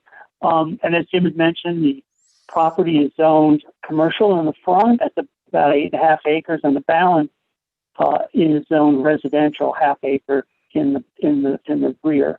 There's 4 parcels that are a part of the application, and they're listed on the plan. And if Jeff, you could switch to the next slide, please. And so, what we are looking at, these are some of the meetings that we had in the outreach process that Jim talked about, and who we met with. And as you can see, we had a long conversation with the Parks Board and Historic Medley We had several meetings with them. If you could switch to the next slide, please, Jeff. Good. So this slide illustrates a summary graphically depicting the feedback that we got from members of the community, stakeholders, George Medley, Parks. And what you're going to see, I'll walk you through the different numbers. Number one is up at Glass Way. And what we were told in these outreach meetings is to have a limited point of access to this location. And I'll get into the details of how we responded to that. No cut-through traffic is basically the comment. Number two, as Jim has already alluded to, was to provide a nice open space park that can be used for overflow parking and it can be dedicated to the town and have it immediately adjacent to the John Pool House. Well, that's number two. Number three on the plan is a secondary publicly dedicated open space. That's for a mixed age recreation facility that has visual connectivity to Whalen Commons, and it also has physical connectivity to the unimproved portion of Site Road that may actually provide for expansion. Number four is something that came out of discussions with several different groups, but we kind of refined it with the Parks Board, and that was to provide visual connectivity from the Whalen's Common to the Willard House, and from the Willard House to the John Pool House. And we'll walk you through the plan and show you how that's accomplished. Number five is the desire to have an open space or a visual scenic view into the Willard House from Fisher Avenue. Number six, you can see it in two places, and Jim's alluded to this already, that the desire was to have houses fronting on the parks and fronting on the street, so that the rear end, the service end, the park, the garages are not facing the street. So the front porches are facing the street, the front doors, and that sort of thing. And one of the things we're going to get into later in the presentation is this concept of fronting on open space. And we want to just lay that out and clarify that issue. And John Strong has raised or identified that question in his report, and we'll talk about that towards the end of the presentation. And then just continuing on, number seven was to provide a buffer, an open space buffer to the existing historic structures and surrounding residential community. Number 8 and 9 included pedestrian connectivity, so that folks from Tamla could get to John Pool House and to the historic district. They can get out to the Whalen's Commons through a nice pedestrian-friendly walk system that includes either sidewalks along the street, trails, or a combination of both. So, Jeff, if you could flip to the next slide, please. Okay. This plan is this is our concept plan, and Jeff, if you could just click one time on the concept plan, you should start to see the illustration of the different open space. You might want to flip through those, and then stop at 3.2 additional areas of open space. Hey, Dave, Dave, I hate to interrupt you, but it's just a technical issue. The boxes, the video boxes for the video conference are actually blocking the numbers. So you're going to have to, each bullet point, you're going to have to read those to everybody because they're looking at a blocked version of it. Oh, okay. Okay, Jim. Well, of course, the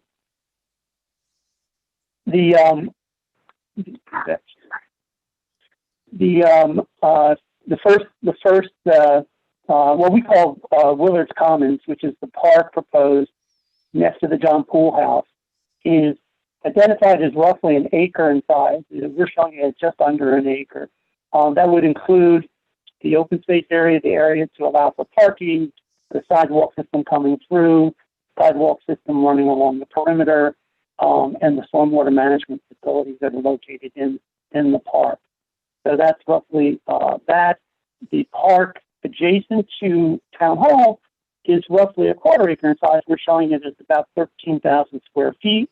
And that is a combination of a stormwater facility that we thought would make sense as an as an environmental interpretive garden adjacent to the recreation facility. That came out of some of the conversations we've had with the Poolsville moms and with the Parks Board, and everybody seemed to like that concept. And we presented that in the final format, as you see here, to the Parks Board last week. Then the balance of the site, we have another roughly a little over 3 acres of additional open space that will include small parkettes, areas for forest conservation, informal trails, and other features within the community. So open space on this site is going to be about 1/3 of the site, and then the balance of the site would be the streets and the lots. The lots take up a little under half of the total site. And so we're proposing 62 single-family homes, as Jim had mentioned. The lots are sized to provide for homes that are in the range of 1,200 to about 2,000 square feet. As Jim mentioned, we don't have a builder on board at this time. So we're still in the early phases. And the final thing is that we are going to be preserving the Willard house as part of the overall plan, knitting the new house around it in a logical fashion. So Jeff, you could switch to the next slide, please. Okay. So this is a zoomed-in version of the plan, and what you see on the left-hand side is the zoomed-in version of Willard Commons. It's called Parcel A, and we have dashed in the potential parkland. And if you could put one time, Jeff, you'll see an outline of the John Pool House, just to give you a sense of the connectivity and relationship between John Pool House and the park. And if you click one more time, Jeff, you can see an outline of the C-shaped drive aisle, and just that would be the drive aisle for that Poolsville Day parking that would happen twice a year. And we estimate that there's about 70 parking spaces in this park for that particular type of event. And Jeff, you click again.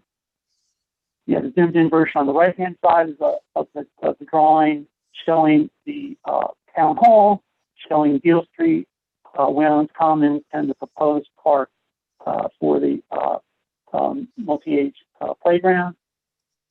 And then if you click again, you can we've dashed in what is the unimproved portion of Fife Road. And what you can see is that there's the potential for this to be a much larger site. Click again, you'll see an outline of a proposed open space parcel that's adjacent to it. And then again, you'll see an outline of the Wayland Commons. You can see that this is has a very nice central location. It has good visibility and connectivity visually with Wayland Commons. And it also it's right on the pathway that's proposed from this community along sidewalk system of Fife all the way up to a continuation of that sidewalk improvement in the unimproved portion of Fife Road up to Glassway. Hey, David, if I could interrupt you a minute, could you explain the optic of Willard Commons? I mean, when you talk about parking, can you explain what we're going to be showing the public as it relates to parking? Because people will get the wrong impression. They won't necessarily understand this is a green area. Yeah, so that's a good point, James. Thank you for bringing that up. During our discussions with the Parks Board, it was evident that there was a goal to try and get multi uses out of this particular piece of property. So one of the things is the direction was we'll keep it open so you can have multi recreational opportunities, events, and that sort of thing. But in addition to that, there was a strong desire. I think Preston brought it up, to allow for some overflow parking on these big event days like Poolsville Day. And we talked about that, and we said, and it was decided that it made sense to have that parking but not have it be a paved parking lot. So what we're suggesting in the image is that the parking would be some sort of grass creek or green parking facility. It would be strong enough to support, say, a fire truck, but it would be green and would be visually look at like a larger open space when cars aren't parked there. And so we show 9 spaces that are immediately proximate to John Bull House, which was something that Medley District folks talked about, having a few spaces close to their facility and a sidewalk connecting to their property. And then there's a dashed-in potential for additional parking between that location and Fisher Avenue. But again, the thought process was that this would all be a green type of parking facility.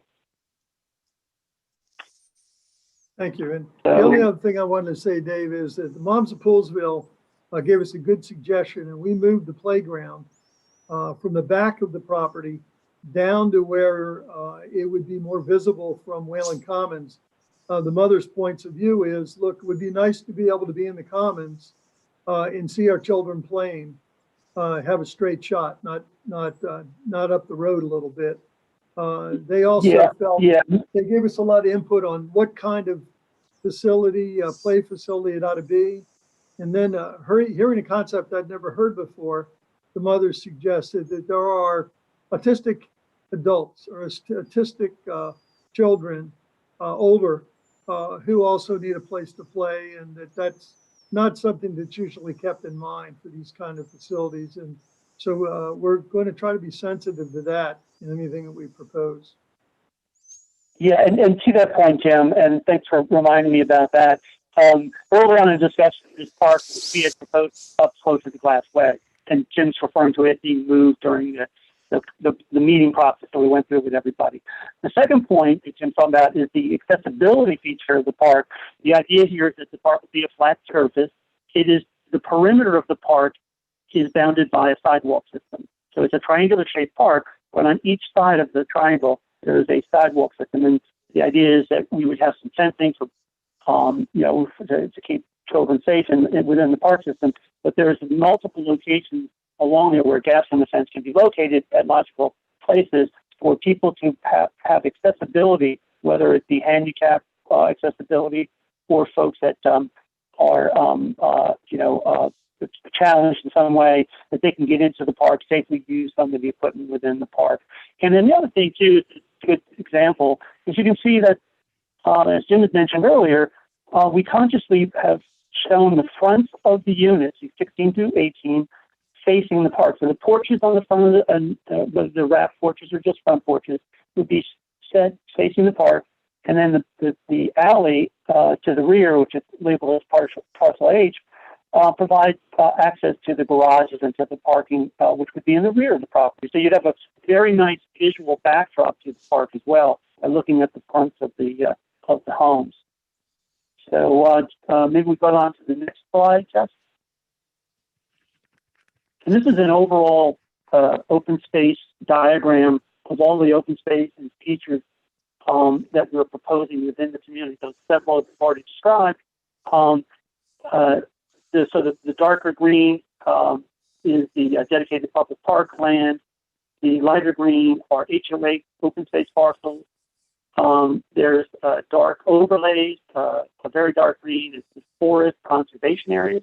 So there's forest proposed along the northern and western edge of the property, and then down near the recreation multi-age playground we just talking about.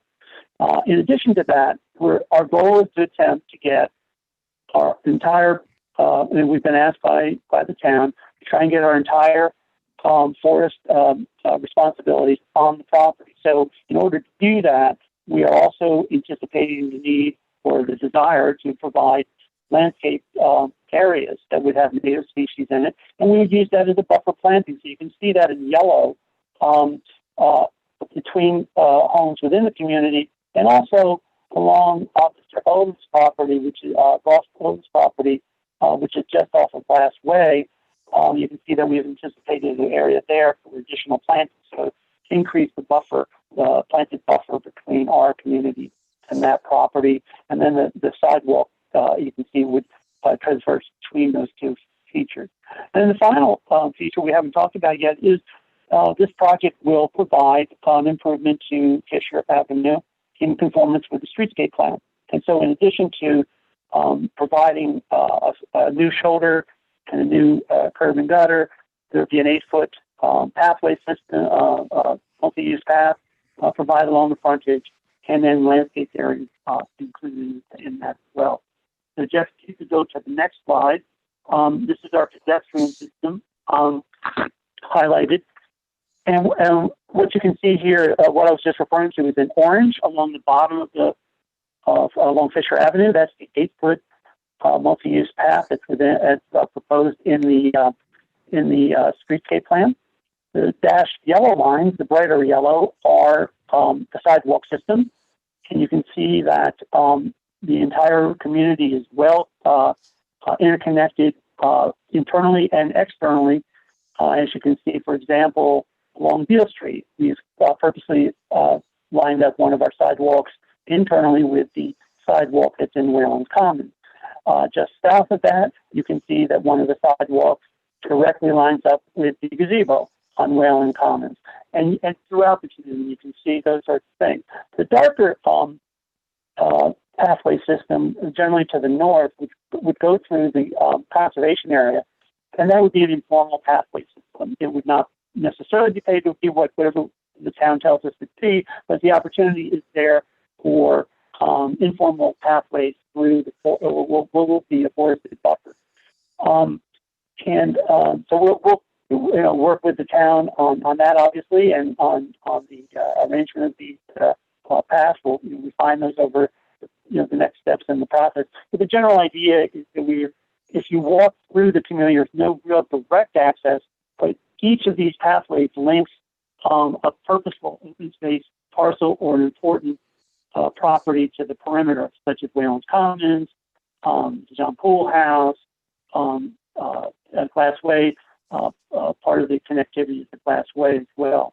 So if you go to the next slide, Jeff, you can kind of see the overlay of these features. The two orange circles are the two public parks that we talked about previously.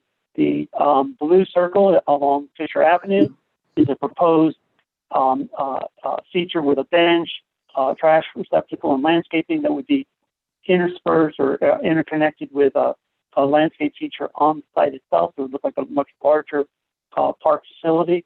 That's right out of the streetscape plan.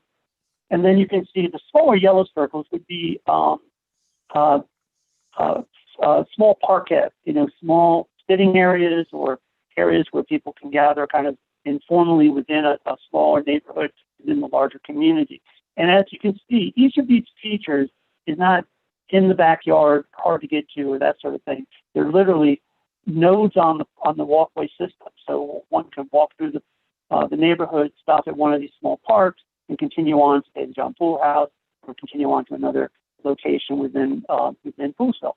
So that was purposeful and was something we really tried to do. And then the next item is the red dashed lines that look like solid lines on this feature, on this plan.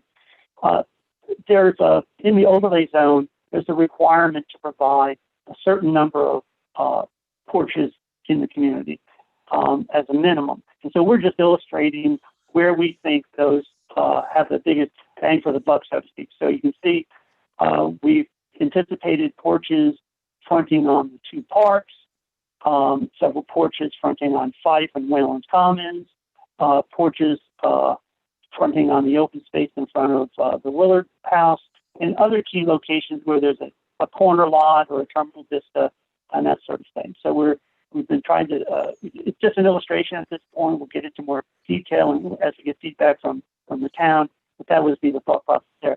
And then finally, there's, a potential for creating some separation between public space and the right-of-way and semi-public space in the front yards.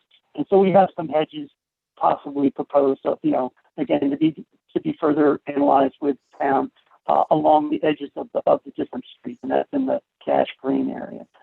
So Jeff, if you could go to the next slide.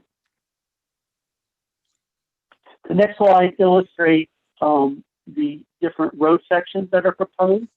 The red are all roads that the town has pre-approved for use in the overlay zone. You refer to the VOD 1, 3, and 4. And so we've included those as our road network. The larger one, VOD 1, this is a 20-foot road and a 50-foot right-of-way sidewalks on both sides. 3 is a slightly narrower section with a sidewalk on one side. Again, this is the town's detail or standard. And then the DOD 4 are one-way loops, 20 feet wide, that encircle the two parks that create nice courts at the end of each of the roads. The orange lines are going to be HOA parcels, separate parcels from the lot, that are going to provide access to various homes in short courts. It'd be like 3 to 6 homes on each court. And the idea there is, again, to try and minimize the number of driveways coming in and off the street to provide a better streetscape. And then to also, as you can see over at Willard's Common, and the way the homes are fronting on the common next to the John Pool House, this private road will provide immediate access to those homes at the rear of the home, similar to an alley system. And then we've dashed in the green, potential green street up on the town park. And then finally, we show in blue what we're proposing is a 24-foot dedicated right-of-way for what we call in our plan potential for event access. So that would be a restricted area. The plan is not dependent. Our plan is not dependent on that connection. We know that there's different people with different opinions about how that should be. But if the town wanted to do what we're proposing, then it would be limited access for emergency vehicles or for event access, and someone who was coming in off the classway would have to go across that narrow section, go around the court, come down the street, stop at a stop sign, make a left, make a right to go down toward the historic district. And there was a series of rights and lefts. So the plan was purposely laid out to provide traffic calming, and then very, very limited access last way, only for these special events. Next slide, Jen. Yep. Parking. We're in addition to the streets, we're proposing parking in certain locations, and these would be in addition to or widening of the road from 20 feet in the standard to provide for on-street parking. In addition to that, there's parking, of course, on every lot. Each house has at least 2 parking spaces. Some have 3, some have 4. Proposed the minimum standard of 2.5 in the town will be exceeded in the plan. Next slide, Jeff.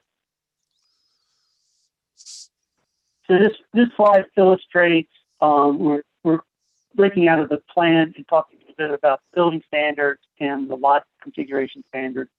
The top image shows a typical lot with a street in front. You have a 5-foot sidewalk, 2-foot separation that's within the right-of-way in most of the sections. Then you have a 10-foot PUE, pretty much along the frontage of all the lots. And then a 15-foot setback and a buildable area that includes a 5-foot setback on each side and a 20-foot rear setback. And then in the overlay zone, there's the ability to provide garages in the rear yard, provided you meet at least a 4-foot setback. So that's illustrated in the darker green towards the back. So that area, if there was any building construction, would be the garage and then anything over the garage, essentially, per the overlay zone. The image on the lower image is basically an illustration, but it does provide some key points. It shows generally where the street trees would be located. It shows how the sidewalk system, and if there is a fence, how the fence would interrelate to the sidewalk and the PUE, which is the lighter green. And it shows a porch, and it actually shows the porch extending over beyond the building area in towards the front yard, and that's allowed in the overlay zone up to 8 feet. So we're illustrating that, and it also illustrates an attached garage. Garage may be attached, may be detached, maybe 1 car or 2 car. This one just is one illustration. But the point here is that the garage is set back from the main facade or the front facade of the house, so it's less of an impact visually to the street. So we're going to encourage builders to do that as we go through this process. And so this will be a diagram that we'll provide to them to help them understand how how parking, the building, and the garages fit on the site. Next slide, Jeff. And so if you click again, Jeff, there should be a red box that comes up. We have a part of our application. We include lot types, and I'll talk a little bit more about that. And if you click again, you'll see towards the bottom various parking, on-lot parking configurations, because we have, front access from the public road, and we also have rear access from private roads, just as we talked about. Next slide, Jeff. We should be looking at a zoomed-in version of the lot. What we have are basically 3 different lot configurations, and it's the first one, which is labeled A, is your typical condition. It's a house that fronts on a public street, and the driveway comes in off the public street. The garage is set back, and there's at least 2 parking spaces on the property. The second lot configuration, there's some lots in plan, labeled D. The home and the lot still front on the public road, but there's a private road to the rear of the property that provides access. You can see now that the driveway comes in off the private road, the HOA road. And then you have the 2 parts, and then the 2 parts. The third one is the labeled C, is a lot that would front on open space. And so everything about the lot is the same compared to lot B. The only difference is there's not a public road in front, there's open space. And this came directly out of conversations with the Medley District, with other folks that we spoke to, that rather than have open spaces with roads all the way around, it would be better to have the houses fronting on the park. And so, Dave, you're breaking up. Dave, you're breaking up a little bit. I apologize. What I was saying is this idea of the lots fronting on open space came directly from Medley District, and that visually the park would look better if it, rather than be surrounded by roads, it'd be surrounded by homes with front porches and sidewalks and some landscape. And so this was highlighted by John Strong in his letter to the Planning Commission, and it goes to one of the standards in the code in the overlay zone. It states main entrance to each primary structure must face the street.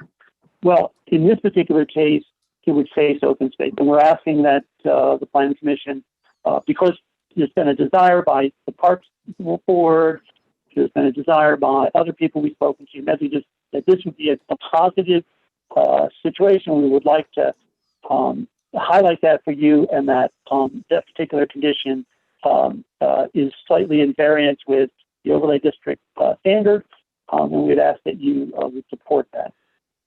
Dave, can we jump to what the houses might look like in a subdivision like this, and let these fine people? Yeah. Why don't we go to the next slide, Jeff?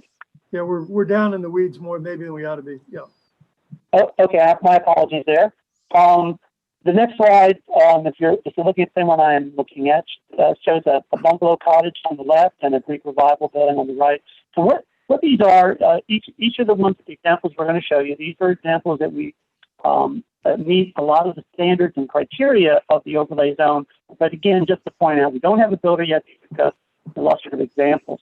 But these 2 homes are roughly 1,500 to 1,700 square feet in size. Both have front porches to give you a sense of how that front porch would look. These are also compact 1.5-story homes. So you have, in both cases, a master down and 2 bedrooms up. These 2 baths, 1 down and 1 up. And so these are this is the size of the home and kind of the character that might be available. If you go to the next slide, Jeff. These are slightly larger homes, and different architectural styles, but still within the styles that have been suggested and identified in the comprehensive plan. So these fit kind of the colonial farmhouse type of approach. The one on the right is labeled Craftsman.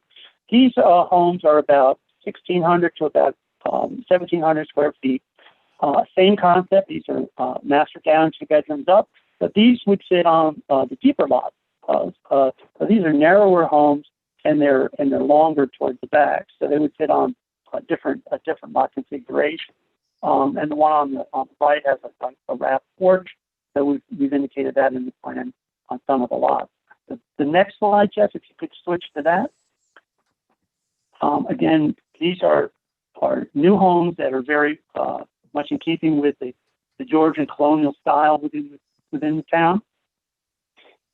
Also, they are of the size. They're a little slightly larger, but that's primarily because they have a full second floor rather than a partial second floor, so they're a little bit bigger. But the footprints are about actually slightly smaller than the ones we just looked at. Again, these are 3-bedroom homes with either small stoop-style porches or larger porches to be determined. But these again would fit very well within the community. And the one on the right is what I refer to as kind of a wide, shallow home. And it could sit on a relatively shallow lot that's very wide, still provide the frontage requirements that are identified in the overlay zone. And interrupt you again, Dave. I'm sorry. I think all we're trying to do is show them that they're very nice houses can show up on these small lots, and we're not giving up anything in quality. That's right. That's right. So if you go to the next slide, I'm going to stop talking now at this point. I'm going to turn it over to Jeff Zanaro to talk about some of the engineering related ideas in the plan. What we basically show on this slide is our interpretation at this point of fire access to make sure that we can provide life safety to all the lots within the community. This is based at this point on our experience with working with the Montgomery County Fire Marshal, and as we move through the process, we'll solidify this with the people in Montgomery County for life safety. And it basically shows the main streets as well as the small alley streets where we would have certain distances for access and meeting the fire code. I'll keep that kind of short for you guys. The next one is kind of shows the storm drain, stormwater management alignment for this property. Everything in blue currently as a concept would be the stormwater management. This represents what we would have to meet for the county and or state code, which would be what used to be called water quality, or the environmental sensitive design of small facilities throughout a community to be able to handle stormwater in what is called the 2-year storm. Everything else beyond the 2-year storm gets pulled underground into the orange pipe system that you see. And with that, the system itself works its way all the way around through Glassway and then up through this community here where they have a water quantity pond that sits within that community. Along with that, where some of you are not aware, we actually had started to go through this process of concept with the county quite a few years ago. And with that, we put out notices to the adjoining property owners or downstream property owners. The property just south of Glassway sent in a comment to the county that they had some drainage issues down along here just east of in the southeast corner right here of Glassway and the Willard property. And as we move forward through the process, we'll be going out there and hopefully speaking with the property owner, trying to alleviate any issues that we possibly can that they may have. They seem to have some flooding in the backyard. Keeping in mind that all of the storm water that gets through the 10-year storm is all going underground and piping anyway, and the property itself should really have no or very little overland flow that goes to the east, and it definitely will make the drainage issue better from what it currently will be. We basically through this system have to pass everything coming through Fisher all the way up to this existing pipe system, which runs along the east side. And again, ties into that going down Glass Way into the stormwater management facility over in the community. This slide basically represents the water and sewer configurations. We see it at this point. The only changes to this due to some conversations with John Strong, the town engineer, was that we had always anticipated the idea of, from tapping in from this side of the town on Fisher to a certain extent with a loop system that comes all the way up through Glass Way and tying into that existing water system. And that's basically to create a more, not a community or Willard property water loop, but more of a town loop, which always helps with the water pressure within the town. And in talking to John Strong about this, instead of encumbering Fisher with the construction that we're going to have to go through here, and also the bunch of the utilities, we may not tap in here. We may tap along Fife, which accomplishes the same thing, but by the same token, won't inhibit traffic as we try to make that change, at least along Fisher. And then I think the only other, we gravity flow our sewer, which is in red, all the way up to Glass Way, except for what we had represented here were some individual connections along Fisher. And due to the same reasons and conversations with John Strong, it's kind of been determined we probably may want to have one main connection for these lots, which we couldn't take to Glass Way, and make one connection and service those off of a main pipe that comes onto the property rather than making individual sewer connections within Fisher. And again, that creates a better situation for the public as this is being developed and creates an overall better water and sewer plan. Now, Dave, we're back to the concept plan slide. And this is where we turn it over to Billy and Jim to wrap it up.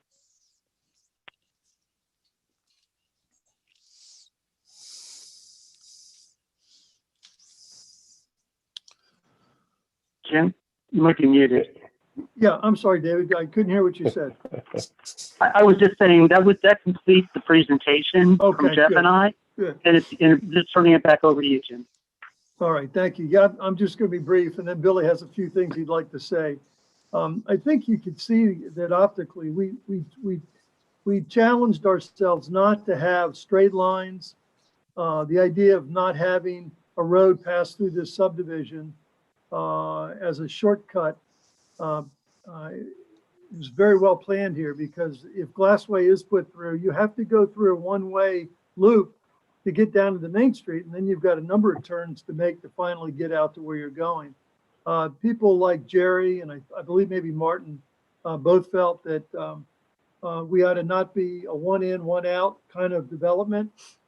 There was a concern about Poolsville Day and a few other things like that. So the road system has been designed to accommodate those things. I could probably give you a list of 50 things that were mentioned by somebody in one of our meetings that now appears somewhere in this plan. There's fingerprints, as I said, all over this plan. It really has been a community effort. And the Willards are very thankful for all of the input, all the constructive input, all the good input. One of my few contributions that I had promised the folks that have the water in their backyard, he's a buddy of mine, and I said, we're going to pay a real strong amount of attention to make sure that water is resolved in his backyard. So we're members of this community, and we're listening to people. We've had great input, and this plan represents that. I hope everybody will see that and will understand that this is a very unique development in a very unique spot by a very unique family to this area. And it's a good plan. Bill, you said you had a few things you'd like to say. Yeah, Jim, real quick, that are listening, and I hope you can hear me. I live on the south side of town down on River and Willard, and my internet connection is pretty much a dial-up. So I find it ironic, Dave, that you are in and out and you live in Columbia. So I hope everybody can hear me. Yeah, we can hear you fine, Billy. All right, good. Thanks, Seth. So we're not developers, agriculturalists. You know, our family's been here since 1871. The manor house that's on this property that was built in the early 1900s. My father was born in that house, and it will always be there, and we'll protect it, and it's going to be pristine. And when the town came to us a number of years ago and thought it was a good idea to do this infill, which I didn't even know what that meant at that time, we were a little skeptical, but talking to my siblings and my father, who's on here, actually, my father turned 81 or 89 in September, and we thought it'd be a great idea to try to do something right now while we can get our hands on it. That would be a tremendous legacy. That would be a project that we can look back on decades from now, and it'll look the same now as it did when we built it. I continue to get a number of emails from friends in Poolsville, those that live here, some that were around when I was growing up, which I spent my whole life here, and some that are kind of newcomers. And they're twofold. There are those that have been here for many years that are looking for a spot to downsize, and they don't want a 3,000-4,000 square foot home. They'd like something smaller. The others are those that maybe have moved to Frederick County, police officers, nurses, etc., that would like to come back here. And a couple of them are offspring of those that live in Poolsville with a little bit of more of affordable housing. So this development would supply that offering to both of those individuals. And lastly, I'll close with, you know, it's not our intention to squeeze the last dollar out of this development. It's our desire to build something that will look great and will last for many years to come, that will be a great legacy for our family. Thanks, Seth. Thank you, Billy. Thanks to the commissioners too. Go ahead, Bill. And real quick, I've served on numerous nonprofits and volunteered in that capacity. And those that are commissioners here this evening, it's volunteer. You're not getting paid for it. So appreciate you guys listening, guys and gals, and appreciate your consideration. Thank you. Thank you, Bill. That's the end of our presentation. And if there's any questions, we're happy to answer. But as I said, the real meaning for this presentation tonight is to get your support to give us the palette for the painting that we're envisioning, which we can only have if we have the overlay zone to work within. Thank you. Thank you, gentlemen. Seth, do you want to stop sharing the screen and get a group discussion if there is one to be had? Yes, I will do that. Thank you. I think we're good now. Go ahead. So I'll start. This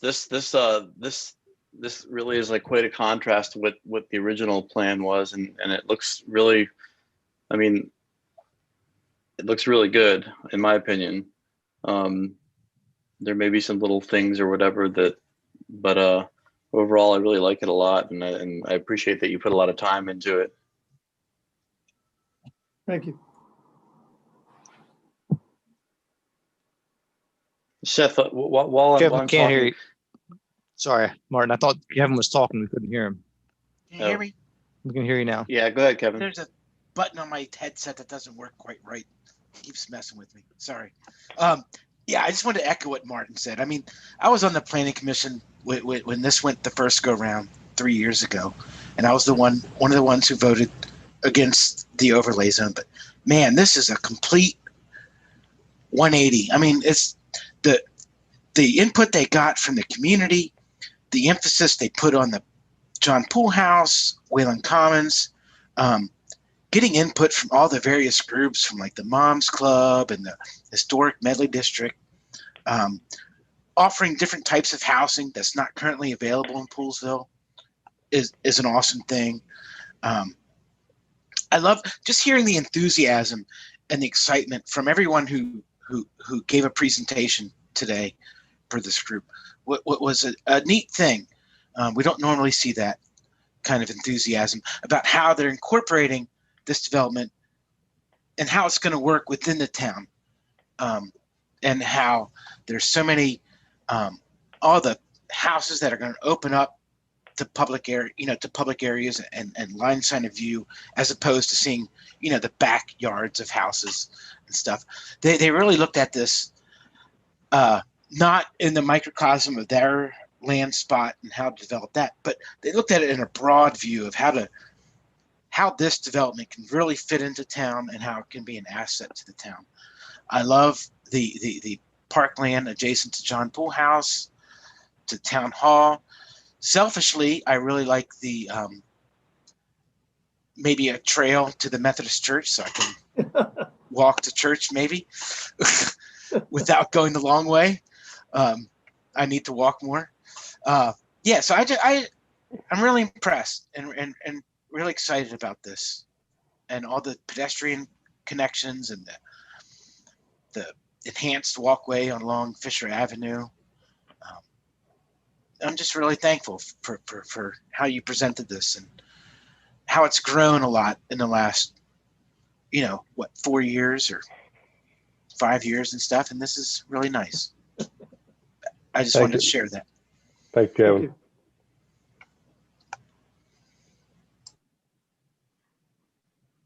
Seth, is this a good time to talk about water and sewer and the capacity issues or not issues or?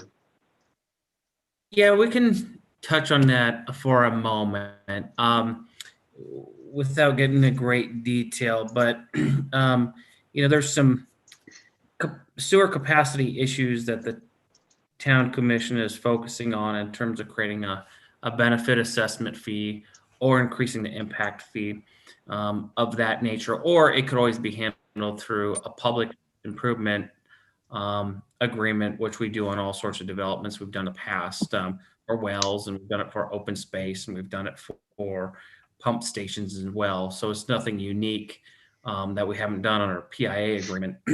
So the short of it is the town commission may look at creating an assessment fee to help out with capacity, because capacity is pretty close to being limited. If you're familiar, in the past, we've created more sewage capacity by doing infiltration and inflow, also known as I&I.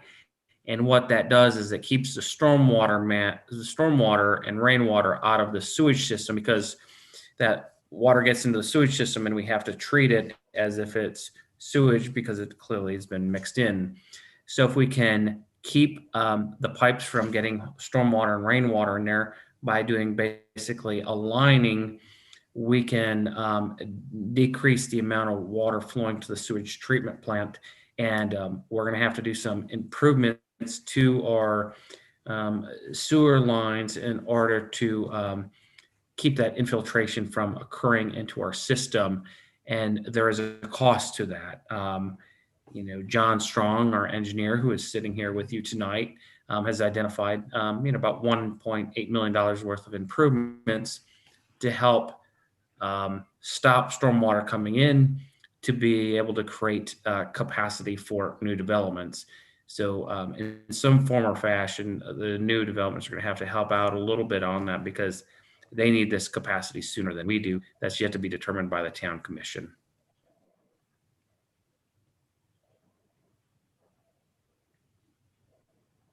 Thank you for that. You're welcome. I guess it's important to remember Go ahead. It's important to remember that the development pipeline has some time in it. So I wouldn't necessarily say that this project can't happen because of that. It's just an awareness issue that needs to be addressed as part of this project collectively, and probably the one on the next agenda item. So it's not that it can't move forward, because they've got other steps. They've, in this case, recommendation to the town commission, and then it comes back to you for a preliminary plat. There's all sorts of details on a plan of this scale that still have to be done. So they're many months out from getting preliminary plat approval as well. So there are ways to handle this issue. It's not to say that this can't move forward. So I guess, Seth, our goal tonight is just to, whether or not we recommending to the commissioners that this be recommended to use the overlay zone. Is that right? That's absolutely correct. So we're not looking into to nuts and bolts or digging into weeds. We're just looking at, hey, this overall concept plan that they presented, does this match what we want to do as a town? And does this fit the overlay zone? Is that kind of what we need to look at tonight, rather than nuts and bolts and digging in the weeds? Yeah, I think that's correct. I mean, I think the applicant did a phenomenal job for you to provide the overall information so you can make an informed decision. Some of these things you will see at their preliminary plat again as well. But that's exactly, Kevin, what your goal here is tonight, is provide a recommendation to the town commission. So Seth, I'm confused. I thought that the way this worked last time is sort of like the planning commission kind of finessed the project to the point where they were happy with it, and then they would vote on recommending the use of the overlay zone, the approval of the overlay zone. But what you're saying tonight is that, like, we don't have to get into the weeds about, this sidewalk or that sidewalk, or like, this tree or that tree. We can just sort of recommend, like, as guidance. So yes, Jay, do you want to speak to that? Well, Jay, I'll jump in. Go ahead, Jay. All I was going to say is both perspectives are correct. If there are things that you would like to see, in which you would like to see a change or a modification or something else, you definitely can do that before recommending it to the town commission if you see something that you want to deal with. If you want to forward this on to the town commission with a list of elements in which you'd like the town commission to consider, that's an option as well. So you either deal with them up front, pass them off to the town commission as quote unquote fixed, or you pass off to the town commission with, hey, A, B, and C are just a couple things we would like you to think about. Well, it seems to me, I mean, and I'd like to hear from the rest of the planning commission that, it seems to me we should pass on like a finished product or like a close to finished product to them, so that they can see it and say, yes or no. We're the ones that have the expertise on planning and, this sort of thing. And it seems like when the commission gets it, it should be like close to a finished product, and they should say, yes or no to it. Does anybody else have any input? But just that it would be a lot of wasted work and effort on everybody's part if we did that, and the commissioners don't want to let the overlay zone apply.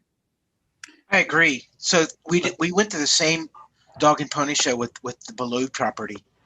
We went through months of negotiating back and forth about the different way the subdivisions were laid out, and then it went to the commission, the commissioners to decide. And I felt like we wasted 5 months, where I think our first goal should be to say whether this broad concept meets what we think meets the overlay zone. Pass it on to the commissioners. They say yes. In concept, this sketch plan meets. And would they pass it back to us in that scenario? Yeah, right. Okay, that's what I'm That's gotcha. the plan. Okay. Because I don't want to fine tune this and then give it to the commissioners and have them not approve it. I'd rather give it to them in a broad sense, and they can say, yeah, okay, we agree. Then we can fine tune it. And then it would go back to the commissioners again for a vote? No. I think like from a matter of perspective. Help me understand one thing. Hold on, help me understand one thing. So what's to say that, like, we say, hey, this looks pretty darn good. It needs a little fine tuning, but we're going to recommend that we pass it on. And so we pass it on to the commissioners. The commissioners say, yeah, it looks great. We're going to send it back to the planning commission, but we think it's good to go with whatever changes. Like what's to say, people don't make, the Willards don't make changes that weren't approved or weren't, because at that point you're saying everything's been approved, right? No. Okay. Let me go with let's break this into like your processes and how they fit into it. Yeah, so please. on a normal project, you'll have what we're seeing right now, we'll call a concept plan. Okay. I mean, it's more than a concept plan because they've done a lot of work on it, but it's a concept to say, do you like this? And then you give input on it. And if it was a normal project, they would make their changes and present their preliminary plan, which is the more in the detailed weeds. And then you would basically say, yeah, it technically works. And then you would give final approval. So look at those 3 steps. In this situation, if you are the commissioners, now put yourself in their standpoint, they need to hear from you all about, you want us to grant a zoning change, put the overlay on, what's it gonna look like, right? Because you're not just gonna do it blindly. What's it gonna look like?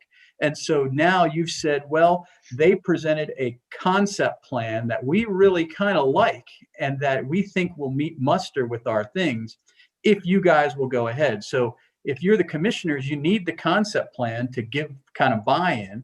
If you're the developers, you need to know that your concept plan is headed down the right road because you have more things you need to do before you come back.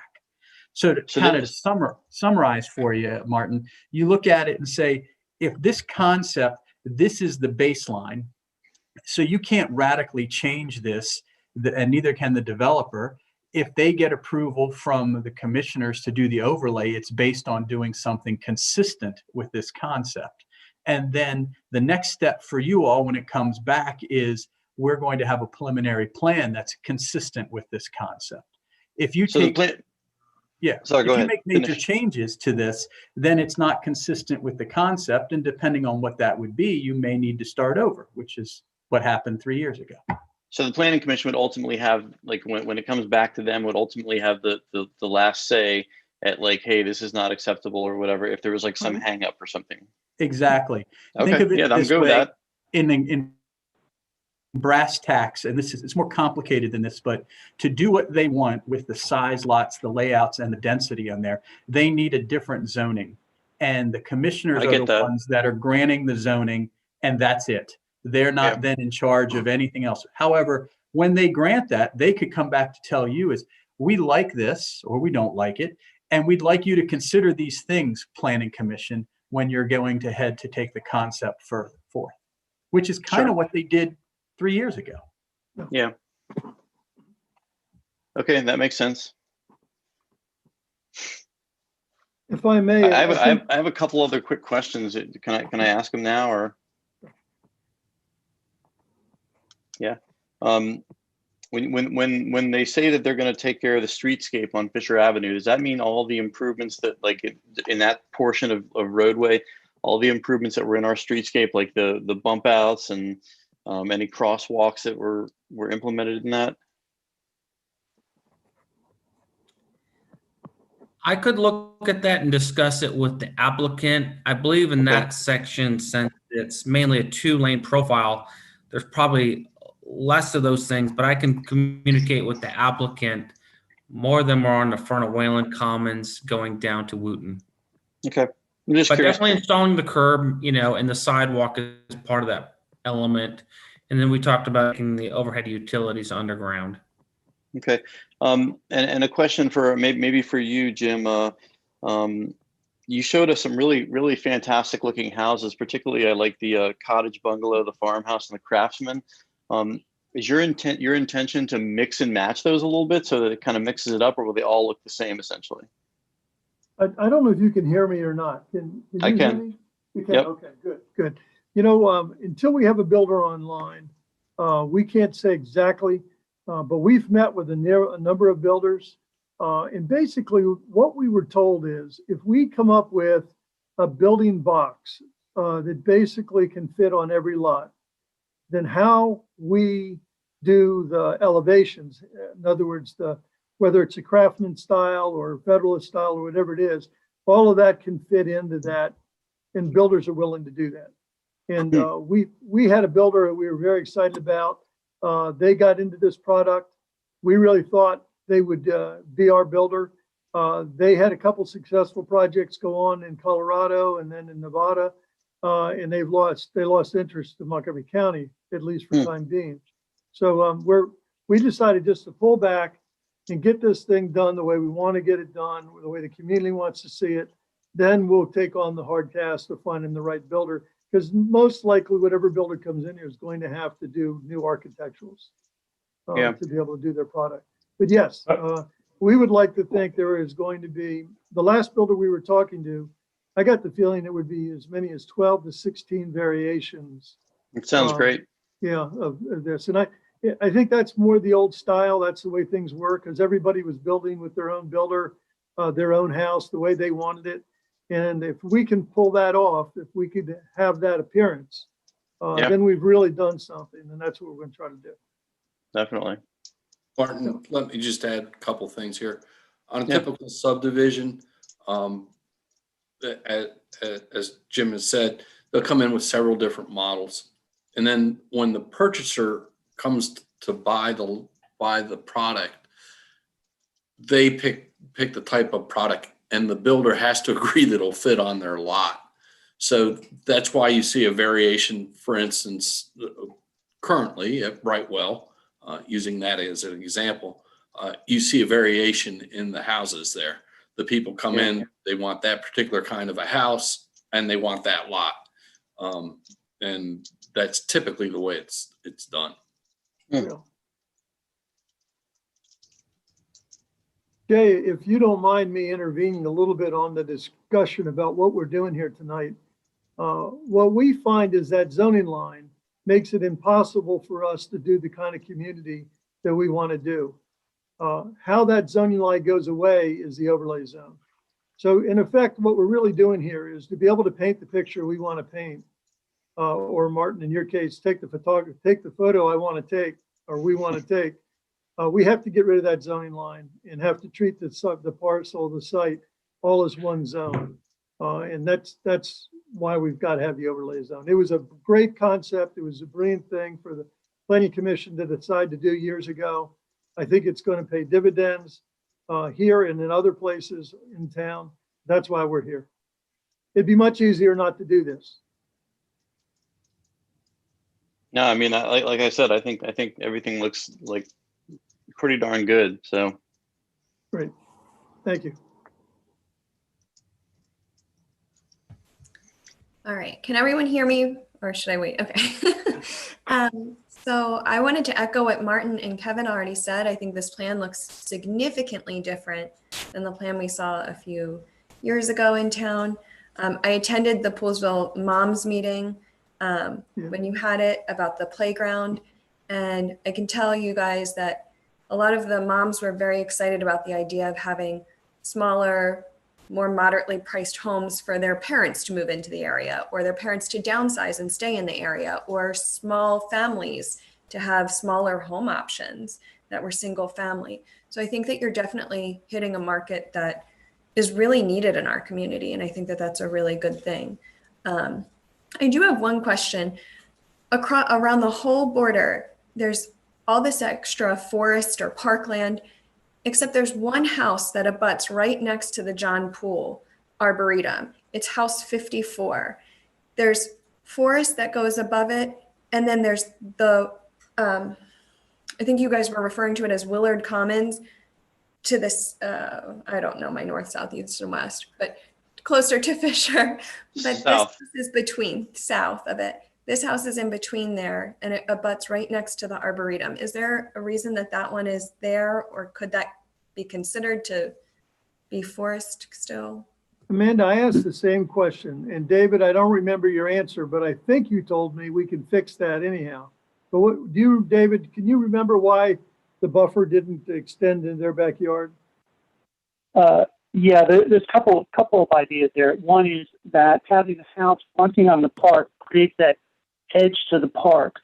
But if that's something that the commission doesn't like, and would like to see more of a buffer to John Pool House, we can narrow up those lots and slide the homes to the right or to the east and create a greater buffer there. And that would allow for a walking trail through there or whatever. So there's options to do that. And the park would change slightly in its configuration, but overall we would provide our 10% between the three places that we talked about earlier. So we could make them, longer and narrower, and then essentially move them to the right to create a greater buffer if that's the desire of the commission.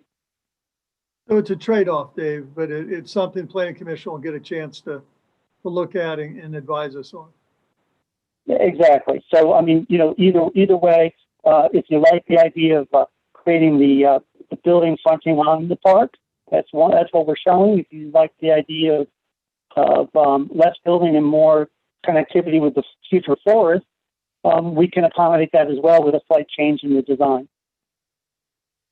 And Amanda, I think there's 3 or 4 places that I've recognized in this plan that will need that same kind of study or feedback from you all. And once we get back with you all, we can start having those discussions.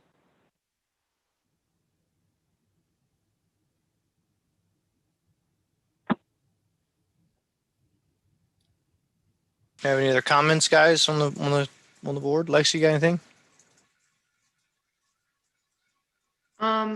No, I have a lot of questions, but I'm afraid most of my questions are all cart questions, and we're kind of in the horse area at the moment.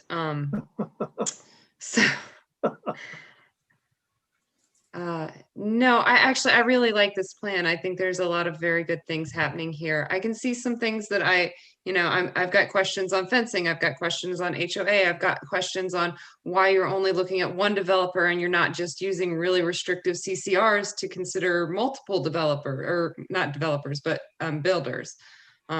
We haven't made that decision yet. Right. So like I said, I have a lot of questions, but they are all for down the line. I don't think they need to be discussed now. Before we get any further, I don't need to infuse any more praise, I don't think, on this project. I think everybody's saying the same thing. We're all in agreement. I will throw out one thing for thought to the commission, and that is the first meeting we had on the development of this property, and the Planning Commission had about 100 people in attendance. And there's not one comment about this today. Are we in a situation where this is so great, everybody's in love with it, and nobody's commenting? Or are we in a situation where people aren't getting the word that this is back out in front of us again? So I think a little bit of both. Yeah, the major thing. Go ahead, Kevin. Oh, the major thing I see is rewind 3-4 years ago. This was sprung upon people without going through the proper process. They didn't come to the Planning Commission with a site plan or a concept plan application. It got to some kind of sewer application plan and then got mailed to individual people. And then there was all the scuttlebutt about, oh my God, look what's happening in town. What are we going to do? And it was, so now what happened was, I'm just looking at it from far because I didn't attend any of these meetings, but the Willards, Jim Clifford and stuff, they went to all these different groups. They went to the Moms Club. They went to the Historic Medley, and got input and got feedback and got community involvement. Let me ask a better question, if I could, actually. Do you think there are people out there that want to comment that don't know this is happening tonight? Or do you think that everybody's appeased? Of course, every development is going to have that. Right. No, I understand. So then the follow-up question would be, are we good to make a decision tonight? Or is this an item that should be tabled, make sure the word gets out, and we can reconvene in a month and just to have more opportunity for public feedback? Well, isn't there a public hearing set? This is a question maybe to Jay or to Seth, but isn't there a public hearing that will be part of what the commissioners are doing? Yeah, they're required to do a public hearing when the commission hears this. You're not required to, but they must have a public hearing on the zoning overlay request. Yeah. So, Brian, I'm sure that this meeting will be recorded and posted on YouTube. And if people are opposed to it, it'll be shared, liked, spread across the area. And then at the commissioner meeting, people can voice their opinion, right? We'll just bump it on the commissioners. Yeah, it's not us, it's them. They're the elected ones. Yeah, I think I'm okay with that. I just thought it was worth a discussion. So thank you for indulging me. We are also going to be providing to the newspaper any and every bit of information that they want to put in the paper. So this is going to be full disclosure, a lot of transparency. I'd like to have another community meeting. We're in a process now. The process worked last time. It wasn't what we wanted at the time, but it's what we're very glad happened. And now we're back in the process again. So let's let the process work. All right, so we just need a motion, is that right? Need a motion and a vote? I'll make a motion to recommend to the town commissioners concept plan application for Fish Pool LLC for Village Overlay Zone. I second that. Any other comments before we vote? All in favor? Aye. Motion carries 5-0. Thank you all very much. Thanks again to you guys for coming back with a good plan. Thank you. Yeah. All right. Well, thanks for all your input. Take care. Have a good night, guys. Thank you. Good night. Thank you. I can figure out how to get out of here. Before we let the next applicant in, is there a contingency plan if we all lose power? Because I hear it's like icing and sleeting outside. I can hear it through the window. We'll just Call do what on your I cell did. phone. I texted you and said, cell phone. Call on your cell phone. Got it. Well, what number are we going to call into?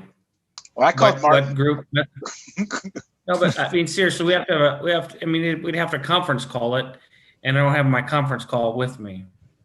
I could Zoom on my phone, but Yeah, I can Zoom on my phone too. there's two of us. Yeah, but the problem Just is need one we more. talked about losing. Yeah, I see what you're saying. Yeah, I guess you could do cellular. Yeah. But then it's not going to be out on the Zoom. internet if it's not pushing it out there. So we have an open meeting. Yeah, edition. we're dependent upon Seth to push it out on his. Well, let's get this next thing going. So Right. Let's either get it done or If I lose power, we're we go all in down, trouble. we'll reschedule. That's right. Yeah. All right, you ready, Mr. Chairman? I'm ready. Sorry. Yes. Let's move on to new business item number 4, concept plan application, Brick and Property, Charles Jameson Incorporated, located at the intersection of West Willard Road and Westerly Road. Thank you, Mr. Chairman. So as you've described the location, the applicant is providing 74 homes. You had a speaker describe some of the development layout. I won't go into the great detail about that. You can see that they've got their access mainly off of West Willard Road. They have the 7 homes there located off Westerly Road. It's a 56-acre parcel that's currently used agriculturally. The applicant Jameson, Charlie Jameson in particular, has submitted a sketch plan before you. The proposal, as clearly noted, was the 74 lots. Let's see, some of the key elements that they would be providing in this development is improving and widening West Willard Road by providing a curb along that edge and sidewalk and taking the overhead utilities underground, as you see in Stony Springs in that regard. Let's see, what I've highlighted in your staff report is a couple connections on different things. So I've provided an inset map on the cover of this, and we would like them to take that sidewalk across the intersection of Westerly Road. So they'll put a sidewalk on West Willard Road up to the intersection of Westerly, but we'd like them to make sure that we have a ramp so we can take it across the street into the Stony Springs development. Coming out of coming out of Stony Springs is also a trail that is also on Westerly. So we'd like those connections in both locations. So if you're looking at my staff report on page 1, it's the lower corner. I've tried to provide the plan view, an aerial view in both cases, one with and without aerial photography. That's where I was referring to. Let's see, what I've also requested in here, this one's a fairly low lift, but a couple spots where they can cross West Willard Avenue with some ramps. They don't have to provide the connection across the street, just sort of the ramps that you see that go to the street, so we can make the connection across the street of West Willard, because on that side of the street, a trail will be installed as part of Westerly Grove, again, building that connectivity. I talked about the 7, Mr. Pierce discussed the 7 homes, and you can see in blue, that's the sidewalk connection that we would like to see there, so that our residents in those 7 homes can actually get to a sidewalk and connection point versus not having any pedestrian activity to be able to make that connection. Get into some nuts and bolts. The forest area, they're going to preserve the corner of West Willard Road for forest area as part of their plan. They do need to provide another 5.53 acres in a forest bank off-site. That may be a little challenging. There's been a couple new rulings in state law. We don't have our forest bank set up, and we don't necessarily have a transfer site here. Then we have to jump into the town's policy. The town's policy is that we don't have a fee in lieu for forestation anymore, because the state now requires any sort of forestation fee in lieu be sent to the state. At one time, that forestation fee in lieu was sent to the town. We would provide street trees and improve our urban forestry.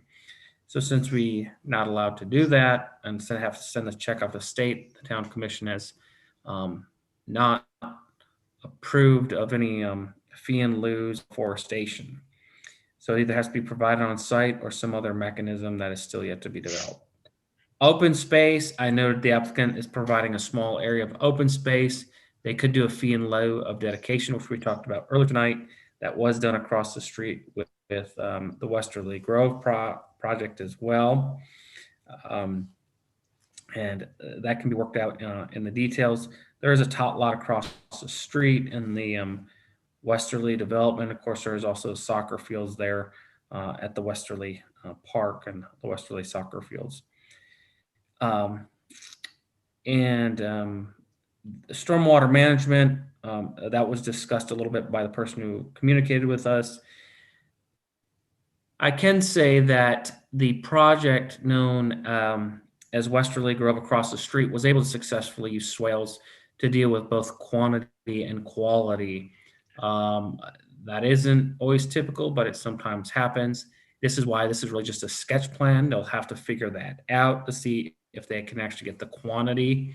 And again, a quantity would often require some sort of stormwater management pond. That's what you'd have to sort of consider that as. But this is the sketch plan. And as I noted, that they may, for forest area or open space, stormwater management, they need to get that mechanism for the concept plan, not for the concept plan, but for the preliminary plat. So you could potentially recommend, or not recommend, but advise them that you're fine with them moving forward. It's likely that they may either have to shift some lots around or lose a lot or two to be able to make those features, forest area, open space, and stormwater management to work. It's not as if they'll go up in number of homes. Street names are shown. Town has a list of approved street names. They'd have to work off that list. Again, your role is sort of advisory, non-binding to the applicant. Since this is not in the overlay, since we spent so much time with the Willards, this is a different type of sketch plan because it's not utilizing the overlay zone, which doesn't extend to this area anyway. This is all in your jurisdiction for providing guidance and advice and does not go to the town commission. So can I ask a question, Seth? Sure. And maybe this is better for Jay, or I'm not sure for Seth, but it's my understanding that tonight we're just listening. Is that right? And then we're gonna digest it and come back with feedback when they're next on the agenda. As part of your procedure, you all can make the determination of what you're doing. If you like this right off the bat, you can make a decision saying we like this concept plan and move from there. If you think that you want to think about it, since this is really the first time it's been discussed and expressed to you in public, that's typically what you do. So you usually think about it and then come back the following month and have a discussion after you've kind of absorbed it. So I guess one of the reasons I ask is considering that we have the I&I thing is kind of up in the air a little bit right now. Is it appropriate to start to lock in this number of homes or lock in this project? Well, consider this like going through a funnel. You're at the big end right now, and every time you grant some approval, you're getting closer and closer to the smaller end where you're not going to be able to make changes. I'm not sure that anybody wants to be unhappy with the product that you approve. So if you feel that there needs to be more discussion regarding I&I and things like that, it would probably be good to hear what's going on with this so that you can take that into account when you do your discussion on I&I and then make an informed decision as you go forward. And kind of get, like we talked earlier, the cart and the horse in the right order. Yeah. And I know we had some discussion at the commissioner level of how, the priority for like water and sewer was going to be like the downtown, the downtown district. So I guess I'm just thinking that we should, before we jump into anything and say, yeah, we approve, the concept plan or whatever, the preliminary plan, we should digest this and sort of see what's figure out what we're going to do about this I&I thing.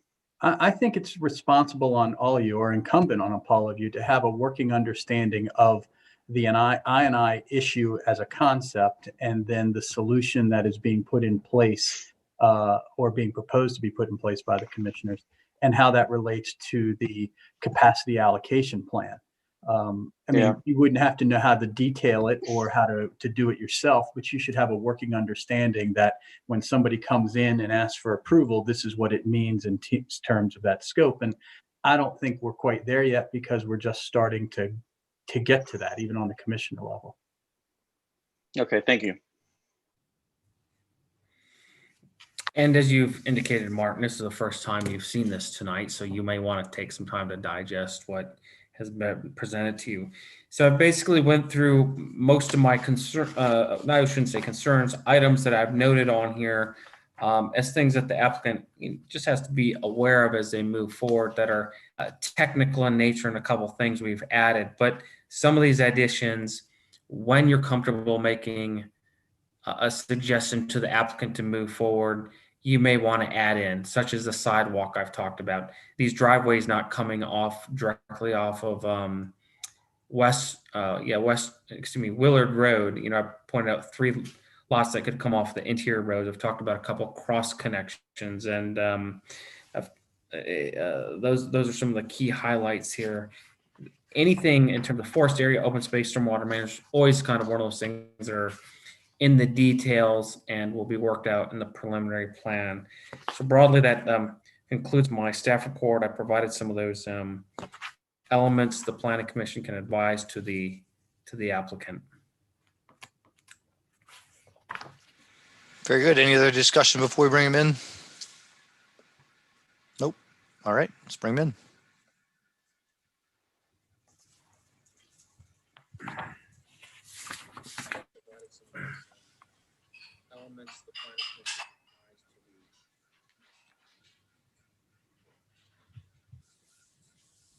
Any other discussion before we bring him in?